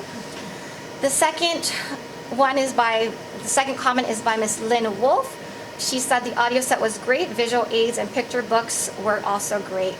So we purchased some audio sets where they have a listening device, and as we are taking them on a tour, the speaker will be able to give the story of each site, and they can hear it no matter where they are located, and they don't have to be in direct close proximity to the speaker. This has been incredibly helpful with our Manumko, who many of them were hearing impaired, but they were able to still hear the story. Or if they're physically incapable of getting out of our vehicle, there are some times where our Manumko wanted to go on the tour but did not want to get out of the van because of comfort. So they can sit in the van comfortably, see the roadside sites, and still hear the story that's being provided and being told. And last but not least, Dr. Jennifer Craig said the public access to these places inside the base is necessary for people's healing from occupation, war, and oppression. Please keep up this important and essential tour. I'm very happy that she shared that comment because she then went on to request 2 more tours. One, she brought her families who were visiting Guam during February or January. And then just recently, this past week, we took her to the Japanese lookout at the Naval Munitions Site. So as the media is important about advocating and giving information about our program, word of mouth is just as strong. So we also rely on everyone else to talk about the program and what we have to offer. And that concludes my portion. Thank you. Patrick, questions? No question. I just have comments. Okay. That it is this group that really established this push for public access. The formation of a full-time person to run this, I believe came from this type of setting, these annual consultation meetings. One is that we have a chamberlain that's running the program. If you need a letter of endorsement for all of your budgetary requests, I'm more than happy to endorse that. Two things though that I'd like to include was obviously to include the Tulagan burial for your EAP. That was probably the most significant archaeological study in the Pacific back in 1980. And to rebury those last weekend was huge in our history, so I think that would be a good thing to include on the list. And I don't want to forget the discussion that Ms. Barbara and I and Mark Cruz had of the collaboration. I know you're collaborating with MPS already, but the Lally sets in Naval Med. Okay. That would be a beautiful, beautiful opportunity for our island to fulfill that plan and goal. It's gonna take a little bit more work. Absolutely. But the plant, the seed was planted. It was endorsed by Admiral Noni at the time. Admiral Nicholson was all for it as well. All verbal. We didn't get anything in writing, which is our typical tomorrow way of not writing anything down. But that's a significant program that I think will go a long way in building relationships with the military and the local people. What was that line said again? It slips my mind. Was it Banya or West Banya? West Banya. So those sites are on the public access plan. So we just visited East Bonia about 2 weeks ago just to see the status of it and make sure that of course, they're still there, but just make sure that they're not disturbed and vegetation is being maintained. So they're accessible. It's just now we need the request, and I've already spoken with park rangers, Keena Lewis. So we are planning on taking some participants to these sites for this coming year. But as far as like the expertise of MPS, as far as foot traffic, signage, all of that stuff, that's where the experts come into play to make it like a qualified walking trail. Absolutely. So I'm not going to lose focus on that one particular opportunity that we can venture into. Thank you. I appreciate your feedback, and I agree meetings like this is what allows us to progress forward. Any other questions? Yes, I do have some questions, but first I'd like to thank you for this. This is something that shows that there is a way forward.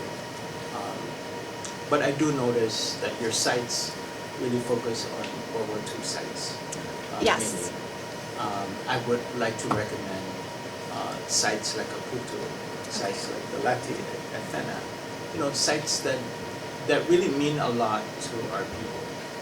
Not that Tweetscape doesn't mean, maybe it means a lot to the Arteros and stuff, but it really, you need to expand your Absolutely, and as we're adding the burial sites onto it, I think I can definitely understand where you're coming from, and to highlight and connect more with the history, the cultural history, not necessarily just World War II history. Yeah. Well, I don't know whether you received our communication last year that we were planning on doing just these site visit programs on Guam, and we wanted to work with you to see what types of sites that we can work with to get the people that are in our program have access to. Okay, we can definitely work on that. Okay. One reason why we make sure we get the sewer church and the sewer area, but we've been talking about expanding. I think we started off with low-hanging fruit, sites that were really easy to access. And I understand that, and that's really.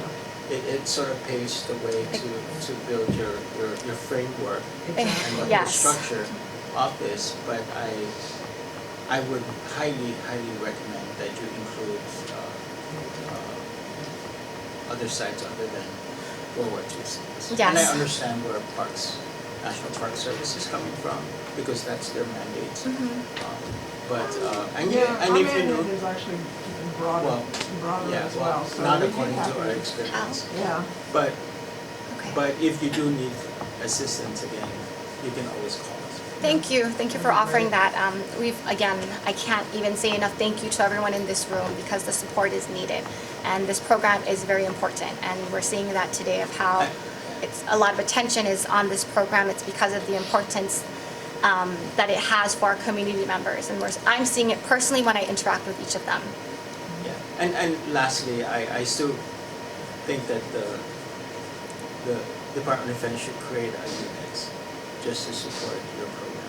It shouldn't be just a one-man team. It really should not. It's really, it really is, you know, we've been working on, and I said this last time, we've been working on this for a long time. It's even part of the PA. And all we can show is a one-person program. So, as you saw in the numbers, I think as the demand increases, I believe there will be more support. So I have to do my part in showing that there's an interest in our community and there is a need for more personnel to support the program. And I think that's happening now. Okay? And if you need our support. Absolutely. Thank you. That's on record. I think Admiral Huffman has made it very clear that this is one of his priorities to expand this program. Yep. Well, you know, every time we always get that lip service, that we will do it, and it's still not done. So I hope that Our next meeting is, yes. Yeah. Thank you. I appreciate it. Kyle? Yeah.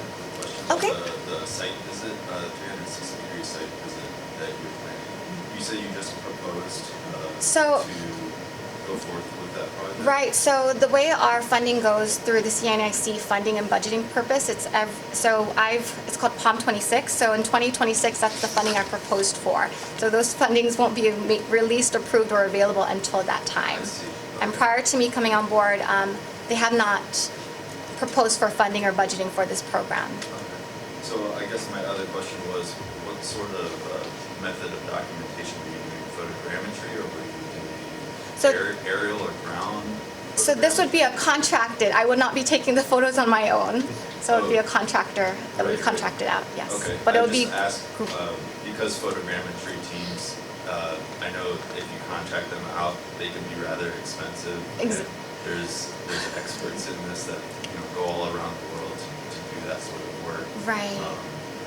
But yeah, I just wanted to know more about how you guys are gonna go about doing that. It's in the pre-planning, I don't even say planning, it's in the pre-planning phases. There's a demo that I'm going to be requesting. There's the Oculus software that's made available or that's on Guam now. So how can we access it? Although it's incredibly expensive, if the need is there and if we get the support from our leadership, then I don't see what's going to stop us from spending those funds. If I could interject, so if for example, Guam Preservation Trust would like to kind of take advantage of the team being here with the technology, it would be cheaper for you, for example, if, you know, basically if you wanted to do something on the tail end of what Shayna's doing, to do something for Guam Preservation Trust as well. So maybe we'll keep close tabs on this so that we can cooperate and collaborate on this technology. Thank you. Yeah. Appreciate that. Any other questions?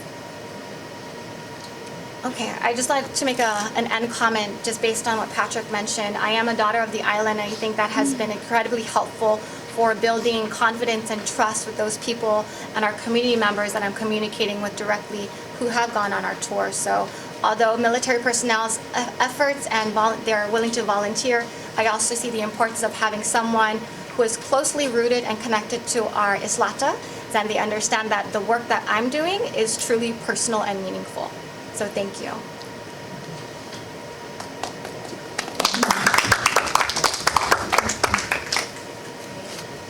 Thank you, Shayna, and that brings us to the curation update. Thank you very much, Shayna. That was a wonderful update. Appreciate that. Now for a brief curation update. So since we last met, we now have Dr. Kelly Marsh-Titano on board as the curator at the Guam Cultural Repository, or as they like to be called, the Sangan Dande Postan Kulturat Guahan. We'll refer to them as the ISF here on out.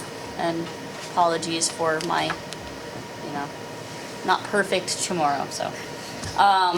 So we have been working on an intergovernmental service agreement. We've been meeting with Dr. Marsh's team for over a year, probably about every 3 to 4 weeks, diligently. We've been meeting for about an hour each time, and we've been going over all of the ins and outs, which is, when you first look at it, it's kind of like the tip of an iceberg, but once you open it up, it's got much bigger parameters to it. So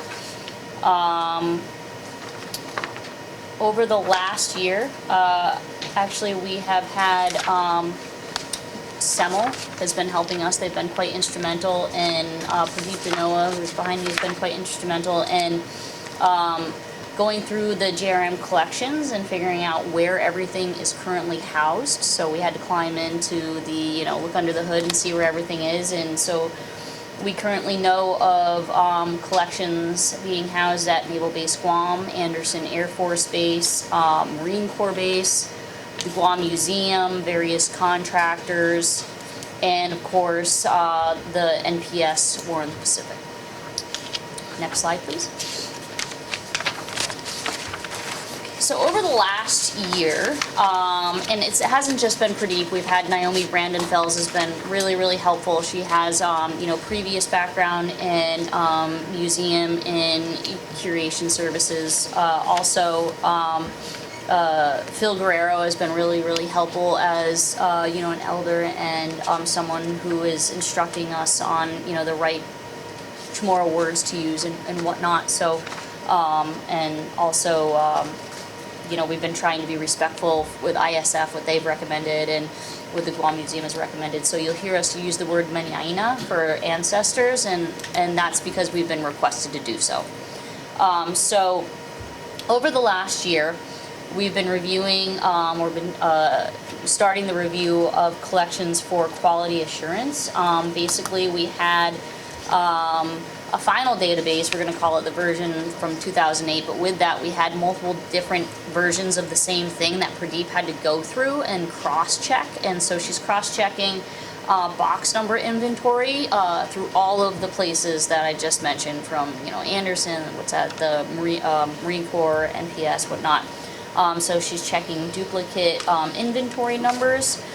She's also going through the box content for inventory to see what the basically what the state of things are, and to determine if anything is, just needs to be rehoused. Also, we are doing one last final inventory to ensure that there is no potential manyaina in any of the inventory before, or at least identifying and pulling them out so they're not misidentified. So transfer logistics, we're still sort of working through, but shouldn't be an issue, is the packaging and transporting. Basically, if it's, for us, we need to figure out, like I said, if it is just beyond, if it's just so damaged, do we need to rehouse it, or, basically, what is ISF going to do? Also, the pest control management, we're still sort of kind of working through that, whether, I know that NPS has provided some of their cold storage for us. We know we can fit about 5 boxes at a time, but we're still trying to figure out whether this is something that will have to be done on the JRM side before going, or whatnot, just what that relationship is going to be. So, and then with that, we have sort of this is actually, even the transfer timeline is already outdated because we're constantly going through things and updating. And so the first year, basically, once we get the agreement signed, we intend on transferring Naval Base Guam. So basically, the idea when we first started was to start with NPS. But as we started looking at the collections, we started to go with the collections that were at most risk. And NPS, being that it is already in a curated facility up to the federal regulations, we felt that that was safe. So we're going to start with Naval Base Guam first, and the idea is to have basically a set number of boxes that we're going to aim for within a given year. And so at the moment, Naval Base Guam has 213 boxes, 18 of which have Manyaina. And 50 of those 213 are actually from Tinian, and will have to go to Tinian once they have their own curation facility and whatnot. And actually, I know it says second year is Air Force, but we think that the Guam Museum should probably go before that. There are approximately 70 boxes at the Guam Museum, and 3 of those boxes are Manyaina. And then the third year, we were going to target Andersen Air Force Base. There are 156 boxes at NPS, and are those all Andersen? Majority. Majority are Andersen. And then the fourth year, we were going to target NPS and Marine Corps.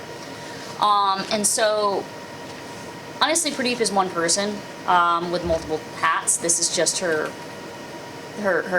I guess I want to say, most critical hat.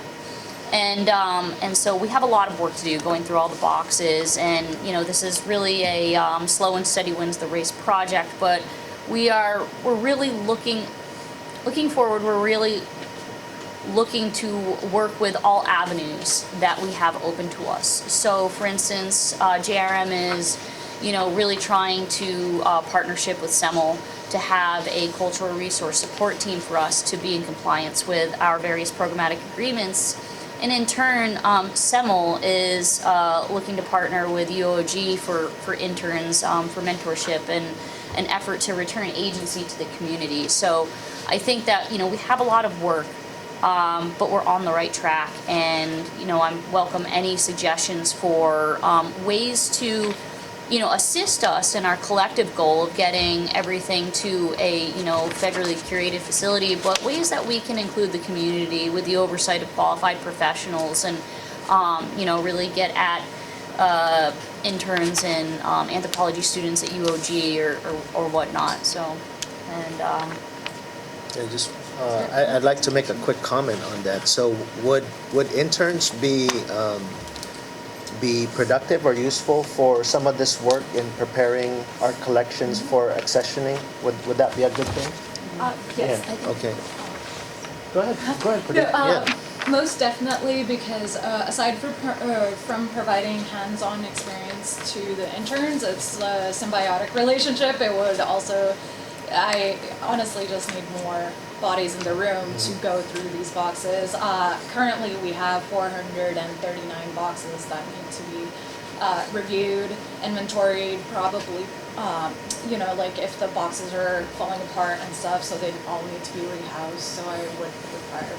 Yeah, because the only reason I mentioned that is I think Camp Laws was tracking on picking up one University of Guam summer intern, but I believe there's across the NAVFAC more, there will be other environmental interns that may be available.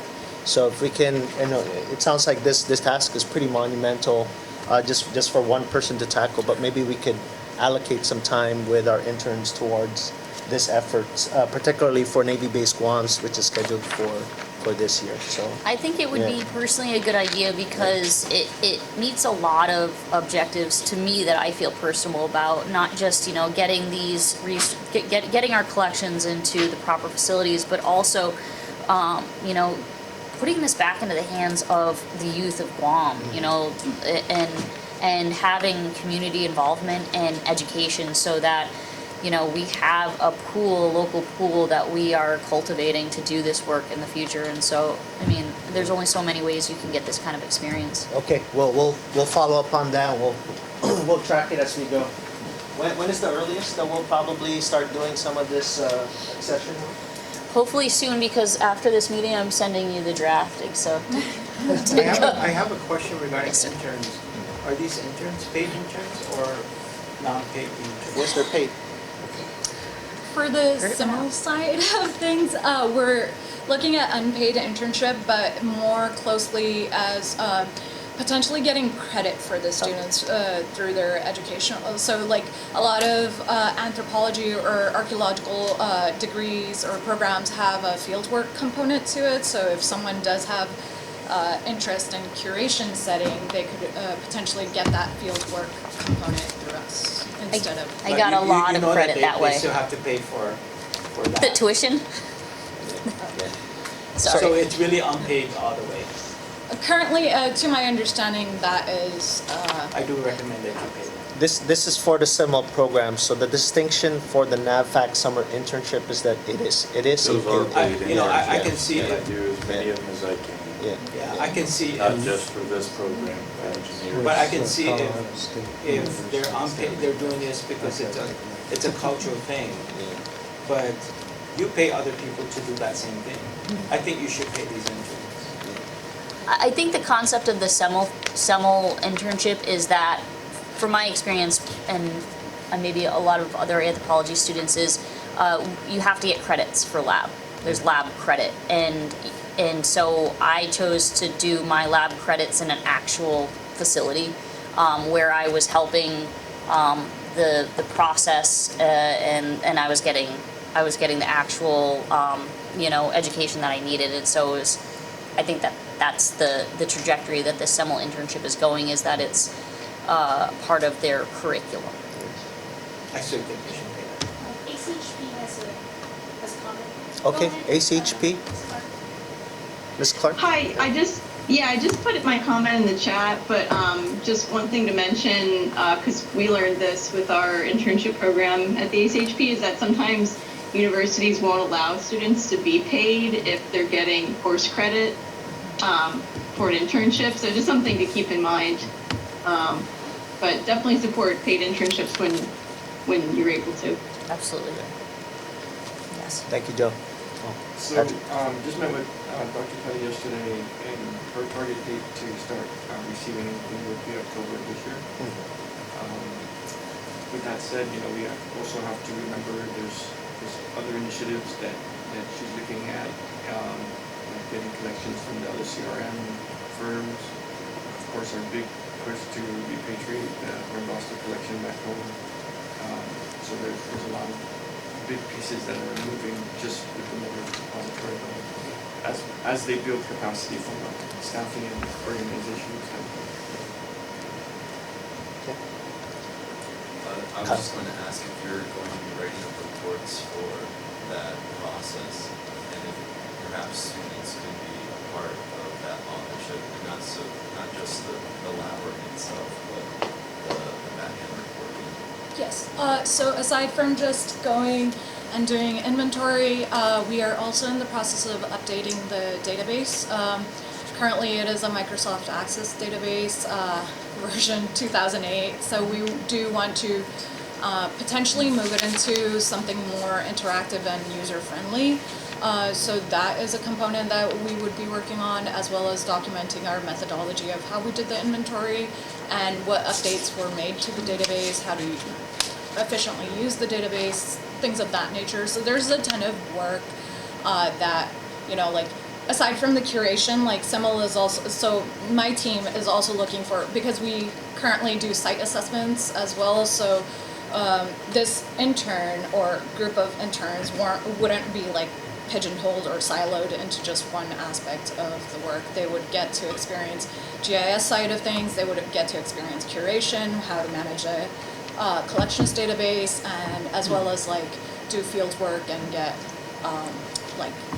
boots on the ground experience. That sounds like all great experience. Also, though, just thinking about curriculum and thinking about requirements for graduate studies to have your name a part of a report or something that is published, even if it's just within an internal official sense and not necessarily in the journals, is good thinking, I think, for the program itself.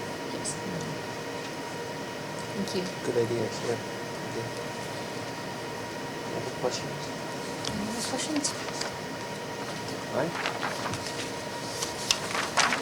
The last thing we have before our final break is the new visitor control center.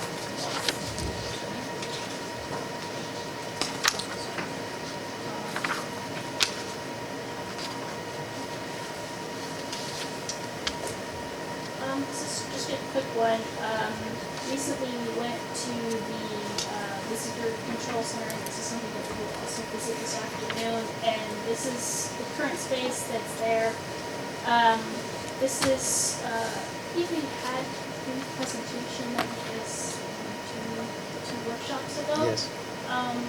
And we had a conceptual design of what it could look like in terms of the interpretive aspect of the visitor center that Camp Boston maintained. So as you can see, this is the interior of the BCC.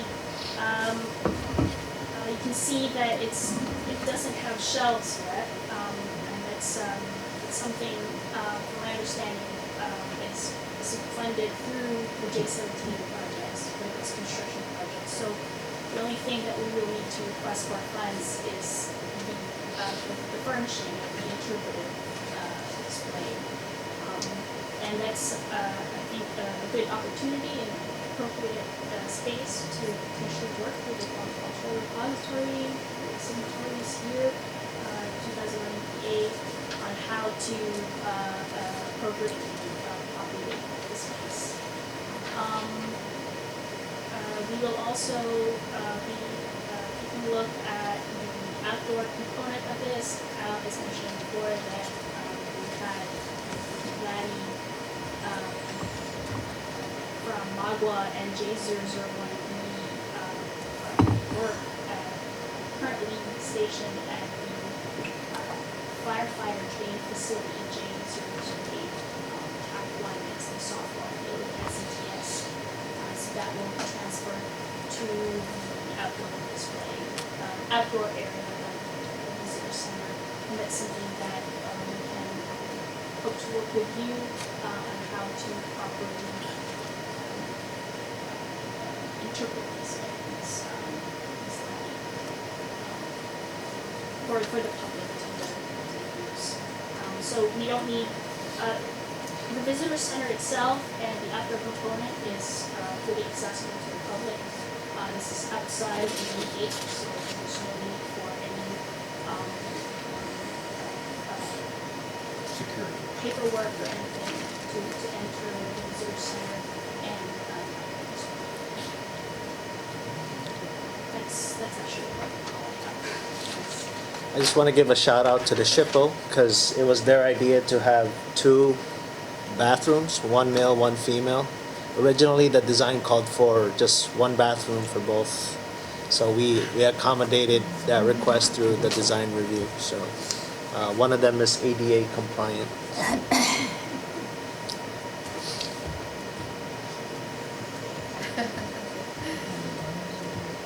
And also a reminder, this is where people are going to be going to get their badges. It's a functional space, but it's also a great opportunity, particularly being outside of the base, to share Guam culture. And so we're hoping to have some items on the shelves, maybe a rotating display. We have some artifacts from obedience that show up on some of our sites that we might be able to display and make really good use of. There's some wonderful pieces there. So that's something that we hope to talk about and implement.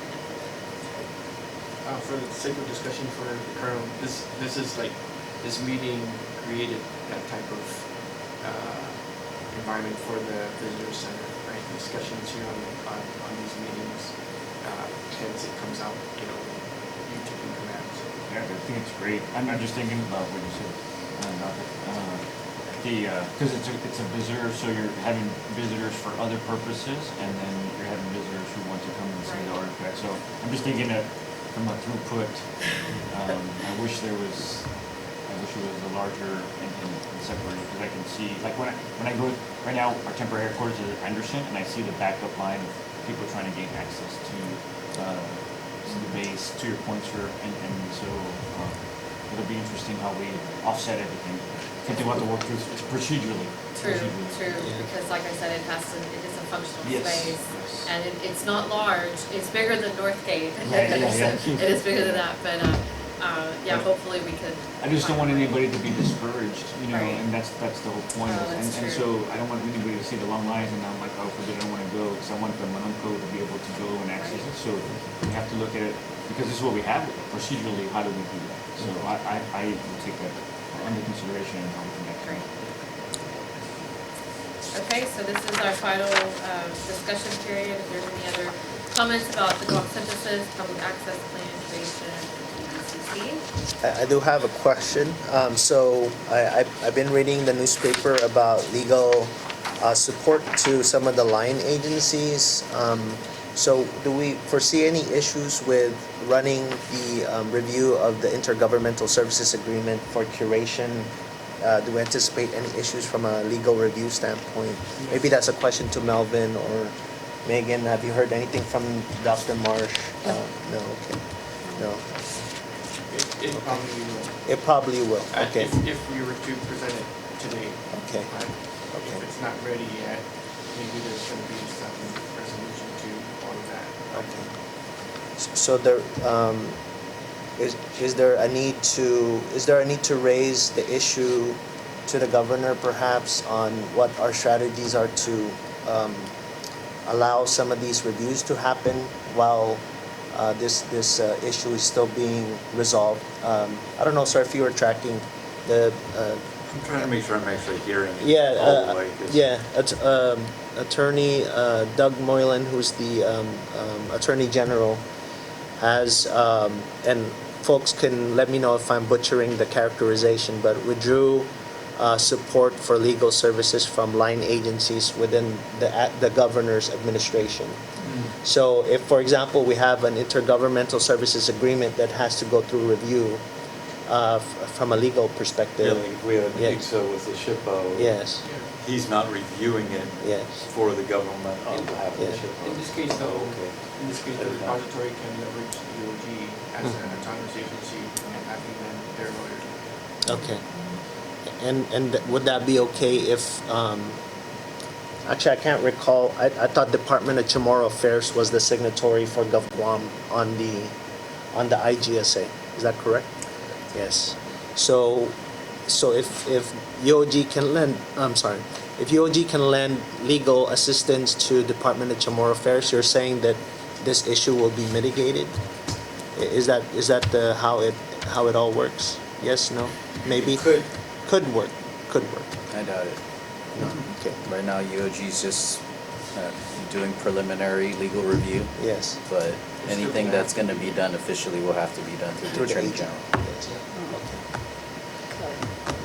So maybe a potential topic of discussion, and perhaps. Yeah, we will want to make sure that Admiral Yes. Huffman understands that potential.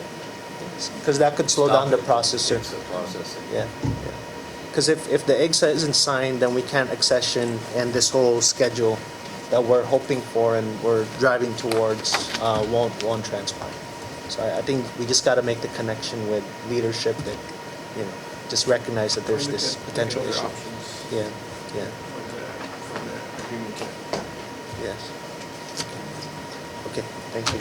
Dr. Elaine Jackson, with Dr. Jackson? Hi, this is going way back, and maybe it's actually more of this for the discussion that's upcoming. When you were talking about doing some virtual tours, I was wondering if you had reached out to the National Park Service Heritage Documentation Program in Washington. They have the equipment and the expertise and do all kinds of virtual tours and recordation.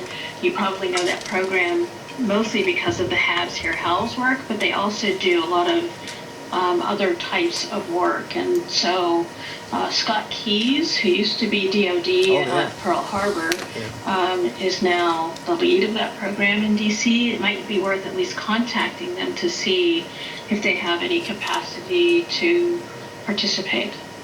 Thank you. No, I have not contacted them, but because we still have about 2 years to plan, there's definitely time to reach out to make those connections. Persuasion. Okay. Thank you. You're welcome.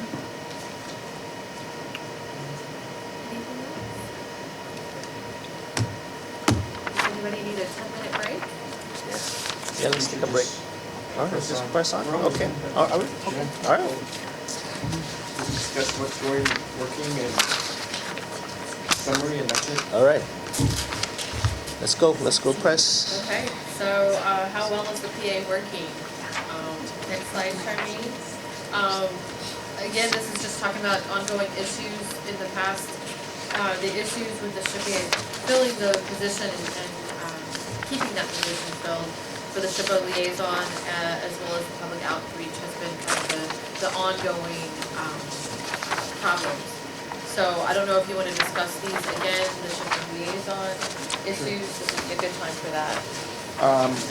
You know, I mentioned in previous meetings, you know, the difficulty to recruit, the amount of time that particular position was not filled, and how that could be leveraged in the future.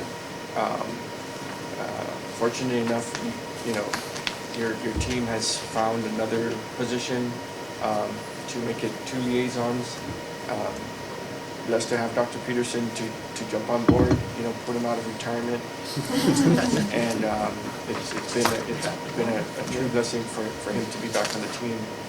So, you know, we in the local government are doing our share of recruiting. You know, archaeologists aren't walking on the streets of Guam, right? So apparently not on the streets of United States either, because it's a national shortfall of archaeologists, let alone, you know, SOI qualified archaeologists. So, you know, now that we're venturing into another agreement with the Missile Defense Agency, you know, we're learning a lot from this agreement, you know, and hopefully grow that to a better agreement with MDA. A lot of it has to do with the, and just going the next step of a SHPA liaison, right? And investing into the local educational component, you know, maybe paying for a master's program for anthropology majors, and shoot for more SOI qualified personnel for you know, for the local pool, because it's so hard to find. So in this case, you know, will I ever get leverage from the times that it was vacated in the past, from the first 13 years, which was probably a good 8 years of vacancy?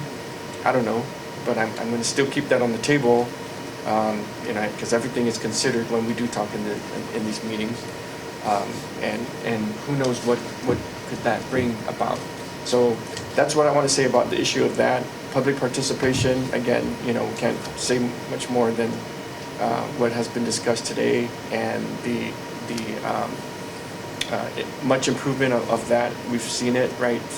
Poor Frank was pulling collateral duty for a couple of years before we had a full-timer. Suggested improvements, I don't know, I think it's been a nice professional relationship, at least from my seat since I've been the SHPO. Communication is key, especially from the Camp Loss team.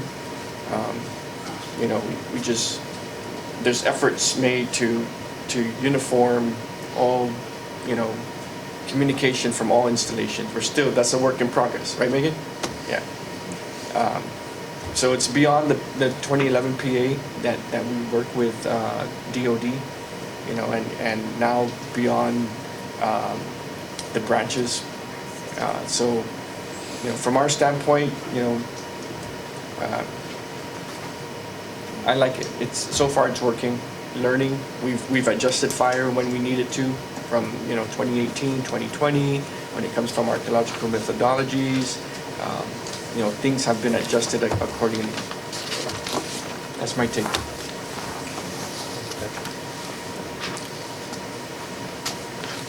Other items to discuss, or any other further comment about I'd like to open it to our other parties for any potential improvements beyond those already, mentioned earlier. Joe, do you have anything? I think we've gone a long way. We now can speak frankly, and only because now we're getting used to each other. And I think that's really what binds us together, is that spending a lot of time together, that we can talk frankly to each other and not get, discouraged. It is doing well. I wish this would happen not annually, but maybe twice a year. That way, we can still remember what happened last year. But yes, I thank you for giving us the opportunity. Thank you. Barbara? I'll yield to Elaine Jackson-Rotondo. I wasn't expecting that, Barbara. I really don't have anything more to add. I would like to, I guess the one thing I would mention is there has been improvement from past years, and it's good to see that, and hopefully that momentum will carry forward in working collaboratively with the community. Thank you. Thank you.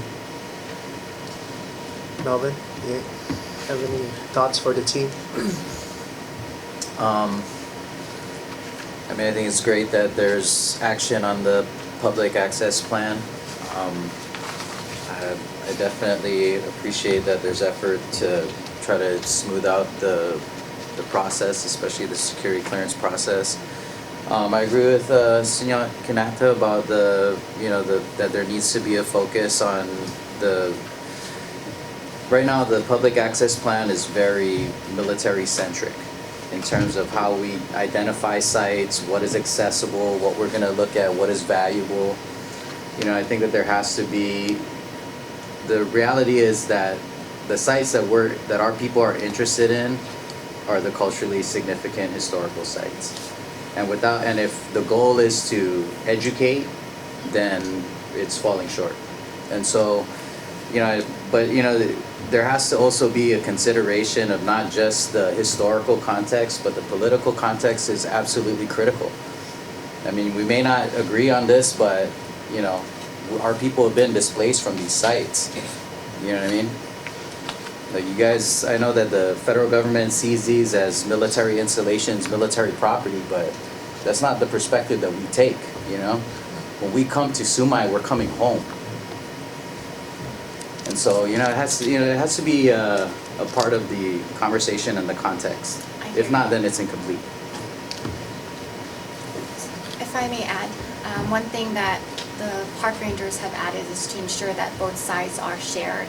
So if you mentioned Sumai, and the park ranger who led the tour for Sumai, she's a daughter of Sumai.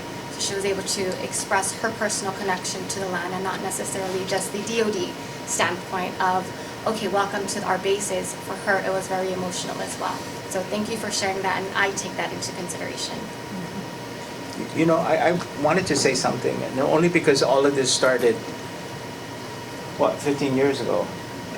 I was pulled in by the Undersecretary of Defense, Franenstow. And we had our meeting with our lawyers because we were taking them to court. And the question she asked us, or me, because I felt it was just me that she was addressing to, and she asked me if we can coexist. My response to her was that you guys have a mission. Your mission is to preserve and protect the nation. And we have a mission to preserve and protect our heritage. And if you think we can coexist with that, then we need to see that. Right now, our mission does not allow us to coexist. And we're trying our very best to make sure that we can coexist. And so we're asking, that's all we're asking, is that you work with us. And, I'll never forget that. Thank you.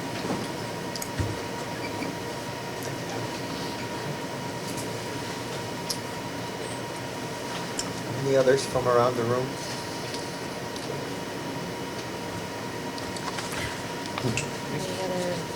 Any other comments about how the programmatic agreement is working or places for improvement from leadership, DoD leadership side? No, I'll just offer that, very good comments and well received. And, you got a bunch of us that are from off the island that maybe have now been here for a couple of years. But, and we all know, if we're speaking candidly in the room, there's things we can't change from the past. And we can't promise necessarily how things are going to look in the future. But it's good to get the feedback today on where we're at. And maybe it took a programmatic agreement in the Marine Corps moving here to generate this kind of environment where we can have these conversations. But I'd like to think that you at least believe that we have your best interests in mind to figure out how do we get to a better place where we can coexist and make things as good as possible in the now, right? Respecting the history and the culture of this island and the indigenous people that are here. And I think we're working in the right direction. And I just offer you at least from my office and my perspective, I share this information. We're a bunch of engineers. We like to go construct and build things, right? That's normally our focus. But to add this other layer, this subtext that's very important, and that we consider the environmental and the cultural repercussions of anything we do, has been very important to our office, and we're sensitive to it. And hopefully we're as transparent as possible to work forward in the future to continue, again, to build this relationship and figure out where are those areas where we can work closely with the people of Guam to coexist long term in the future. So, but I appreciate that. That's always good to come back here and get the feedback and remind us of where we're at and where we need to get to. So, thanks. Thank you. I agree, but the other thing I would offer is too is like military personnel come and go, as you all know, 3 or 4 years, and so how do we maintain that momentum? I think to your point, gentlemen, so I think it's about processes and then capturing that process to make sure that continues. We don't lose momentum. How that happens, I have to think about that because you can relate that to anything, and I think the other thing too is. As the Manumko get older and unfortunately they do pass away, how do you generate the same focus and drive to continue to have access to these locations? How do you target the younger generation to then continue the movement, the access, the passion to get to these spots? And it's a holistic approach, I think, because part of it is the education piece, and is also, and I don't know, but is it taught in the public schools? And then how do you get, like nowadays, my kids at least, the generation is all about influencing, right? And so how do you use maybe social media as a tool to get energized into coming out and seeing all these great things that you're doing and to ask for volunteers, and then it drives some resources and attention. And I think the other thing too is the DoD is a department, and maybe it's also targeting our legislative leaders to make some changes to allow more access, because we're under the constraints of security, what we can and cannot do. But it's but DoD follows orders like everybody else, and that comes from the Congress. And so maybe targeting or asking our political leadership to make these considerations when they come and visit, and allow them to be part of the tours. Like we always show them, like, hey, this is the Camp Laws and Marines are coming and these are things, but we also try to make sure that we show them the cultural piece, and we have to make sure that we focus on that as well. So build that into the tour and the schedule, right? And you've been there, Dr. Hetty, so but we got to do more of it, I think. Yeah, so that's what I would offer. First visit. So if I'm talking out of turn, please correct me. Yeah. No, you're not.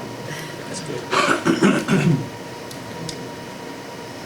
And I'd like to say also, You know, when we talk about what sites to add to the public access plan, I think I have been guilty of that too, not wanting to avoid cultural sites that are important to you, but the sites that are difficult to get to, the sites that take a little bit more of a hike, I tend to shy away from those because I think, oh, somebody doesn't want to spend 45 minutes getting there, but some people would like to spend 45 minutes getting there, and that's something that it never really like sunk into me, and there's sites that we probably have not considered for that reason, and so I thank you for making that point, because, you know, certainly the sites that we nominate are the ones that are kind of closest to us because we've put in a lot of effort, we know a little bit more about them, but I'll definitely be going back to our list of sites and going through and figuring out which ones that we kind of, you know, put to the side for those, you know, reasons like, oh, it's just going to be a lot of work for somebody, and they may not be interested in, you know, going for a hike through the jungle, but, you know, just never thought about it.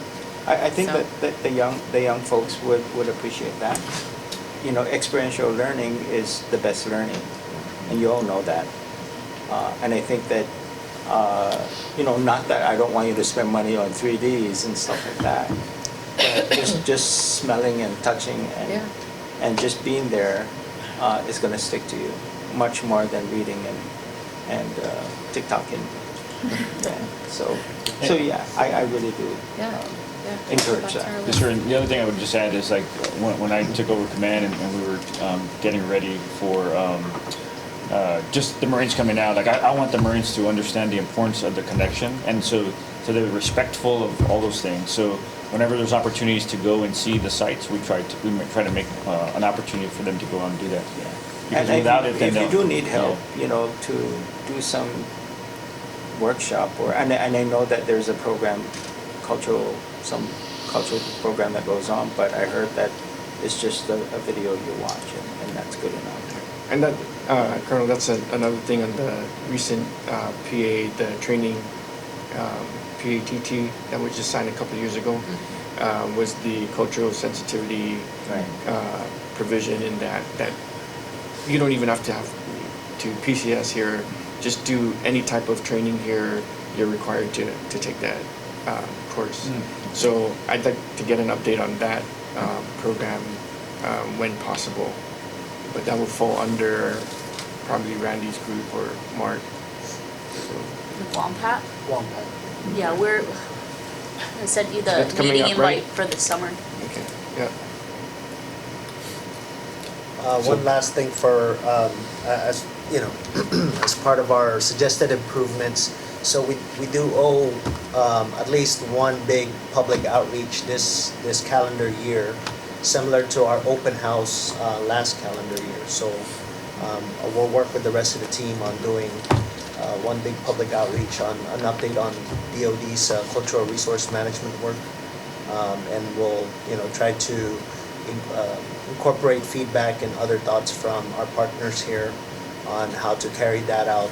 We'll probably try to do it like at the mall or something like that, some easily accessible place, maybe center court at the mall. But we'll let you know once we start getting that planning moving. So before you move to closing, comments is going to be next, but on the PA, how is it working? Just, for me, especially because my staff works with Patrick the most out of all the players in the room, I think, and I'd like to say thank you. I think it is working. I think the communication and dialogue is continuing to improve. Do we have a lot of room to improve? Yes. But I appreciate the collaboration that we get, with you and with all the other partners at the table also. But I know that every time I need something, I can go to my staff and my team and they talk to you and we find a way to accomplish the objectives together, like a family. And that's the one thing that, the one thing I will take away as a military service member having the privilege of serving here in Guam is the culture that is imparted on me more than anything else is how much of a family this place is and how you work together as a family to preserve your own past and your culture, to help us execute the missions that we need to execute out here. You're just always such a strong sense of family is impressed upon me, and I hope most of my military counterparts walk away with tidbits of your culture that they can take and carry back to other locations and say, wow, Guam has got some really unique and special things that you should go experience if you can. Okay, and then before we go to any conclusions, we have a few items to look forward to over the next few months in terms of consultations and visits and events. So consultations in the next few months include projects that will start up P608, P325, P608 being out at Naval Munns, P325 essentially within that J001 footprint up to the Area D burials, P745 down at Rutinian, and then also getting all those nomination packages through the SHPO, through JRM, and finally on to headquarters in Washington. Lolly, and the Keeper in Washington, yeah. And then of course Lolly Tweed is gonna make another attempt to come here in June for a visit to Tweed's Cave. And then the reburial next week with the Area D, and then we're looking to start planning the reburial ritual and reburial itself for J755, so that's coming. So in summary of the workshop, did I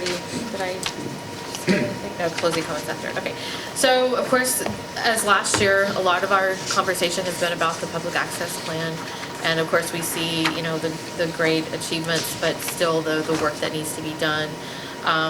Talking about the curation and its scheduling for the next few years. The ongoing problem is the SHPO liaison and how we can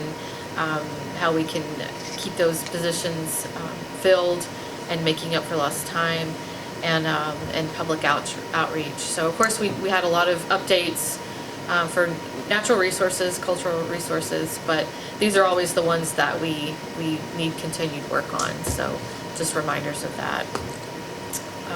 Adrian, do you want to summarize the parking lot items? Let's do the action items before we conclude. Oh, yeah? sorry, I guess I did slip, I skipped a page. Okay, I guess I have a louder voice. So we need to capture additional events per captain styles, engagements, access to the base, and other things that were mentioned earlier. So we'll probably try to work up a slide for that for the next workshop. HR 16. I think the discussion was what oral history.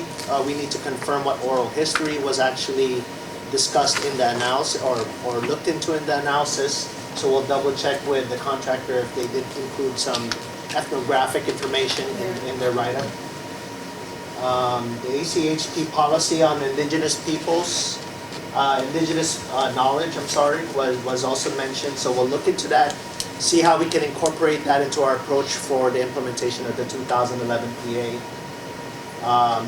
Public access plan inclusion of Taragi and the Navmag Gladi areas. Public access plan again, more focus on prehistoric sites versus historic sites, World War II sites.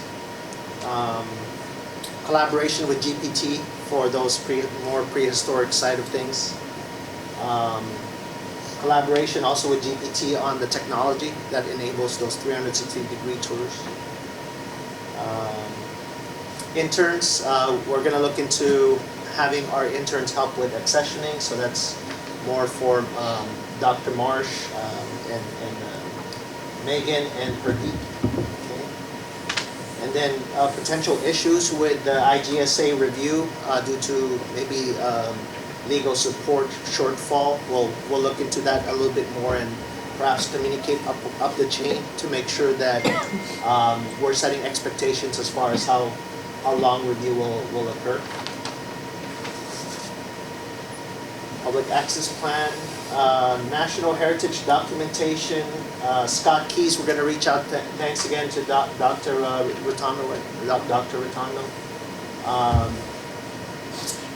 And then for public access plan again, looking at the historical, political context of sites and incorporating that in the way that we interact with the public and talk to them about these sites. We have to consider the experience of the folks that actually came from those areas and try to incorporate that into our approach. Other PA, cultural training updates. Oh, this is for the PAT, which is coming up. So we'll just strike this from here. There's another workshop for that specifically. And then, yes, public outreach for 2024. We got the planning on that. So, did we miss anything else from the impact assessment for the Capes. impact assessments? That's a good one. Okay. Yeah, just please write that in for Patrick. And actually, we owe you a response anyway, a formal response on that. So, okay. Yes, Charmaine. Jennifer Hardy also had a comment. Okay, Miss Hardy, Jen. Hi, yes, I had a question. When you were discussing the public access plans and touring the various sites with members of the public, I was wondering if there are any site types that you would really prefer people not visit for whatever reason, sacredness to the community, or special place that you would rather DOD not take visitors to. Do we have any of those types of sites that we should be aware of? In terms of sensitivity and due to the nature of the sites themselves, I recall the massacre sites. I'm not sure if, this is really more, looking at me, Joe. No, and only because it takes me back again to speaking with the Undersecretary, because she said, we take care of your sites really well. And I said, yes, you do it so well that we don't even know about it. So really, there's nothing.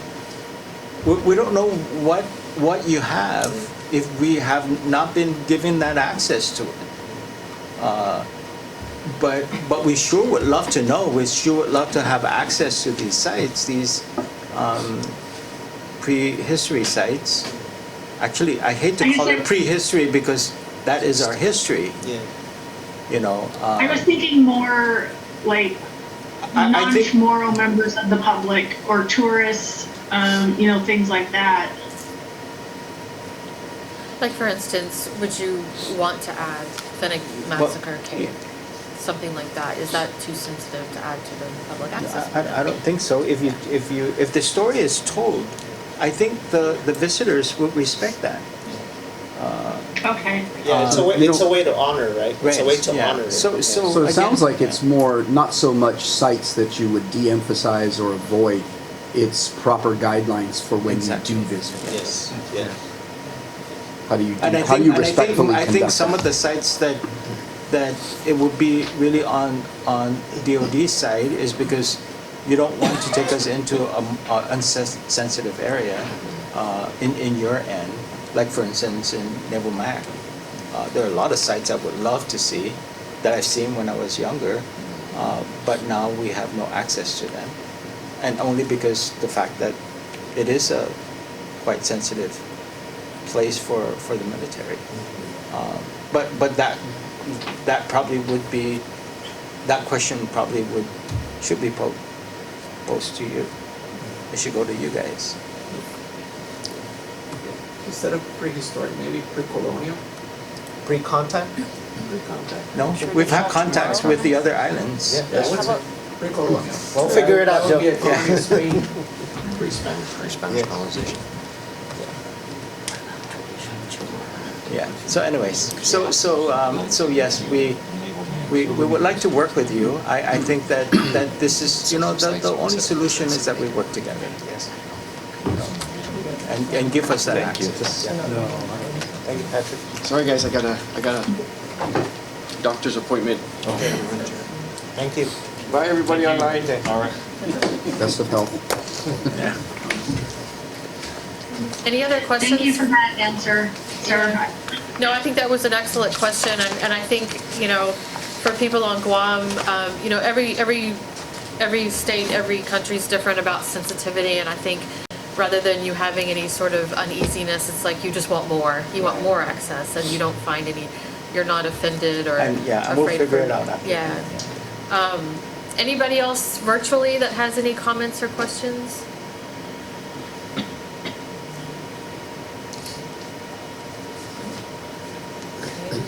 Any other closing comments? We've had some already.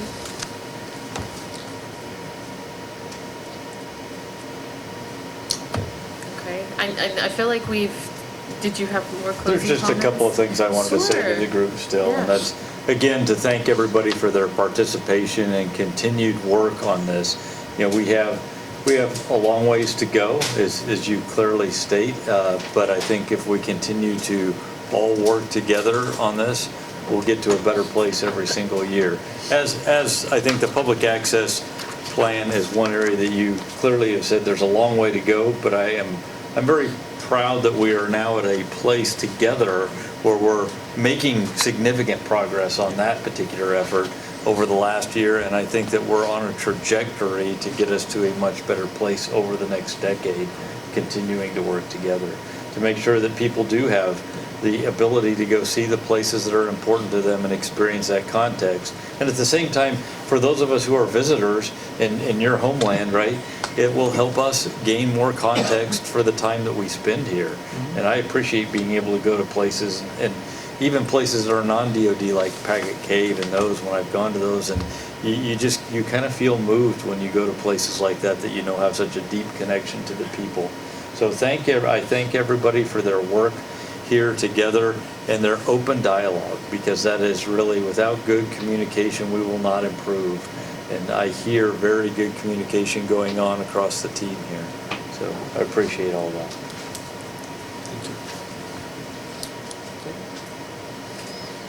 Anybody else for closing comments? We did take your 10-minute break from you. I know that's also an important time for further discussions, and so we still have some time on the clock. I would encourage you to stick around. We have sandwiches that were donated for that break, so I would encourage you to take advantage of that and further the conversations if you can. And then, who's interested in the tour? The tour's this afternoon. So we have the option for a tour this afternoon. If you wanted to visit the sites that were previously mentioned, you know, were you interested? Okay, great. So at least we still have the tours this afternoon. Yeah, okay, that's good, because we only had 2 responses. One was Dr. Peterson. Okay, and it looks like he who's walked left. away, yeah. And the other one was Stephanie Flores. Oh, okay. Who I guess couldn't make it. Okay. So those were the only 2 who asked about the tour, but we were prepared to take you for the tour. Yeah. And, Thank you. And I think we have some excellent destinations, so. And we'd like to talk to you about the display at the main gate. So so I'm glad that you're able to go to it. Anybody else want to join for the tour? I might. Yes, okay, excellent. All right, There please, you we go. have 2 vans. Yeah, we have 2 you vans. know, so we have plenty of space. Okay, great. Okay. Okay. All right. I guess Well, thank you so much. that's it. Well, Well, then thank we you so will much, adjourn this everybody. Thank meeting. you. I have one quick thing for the 2 of you.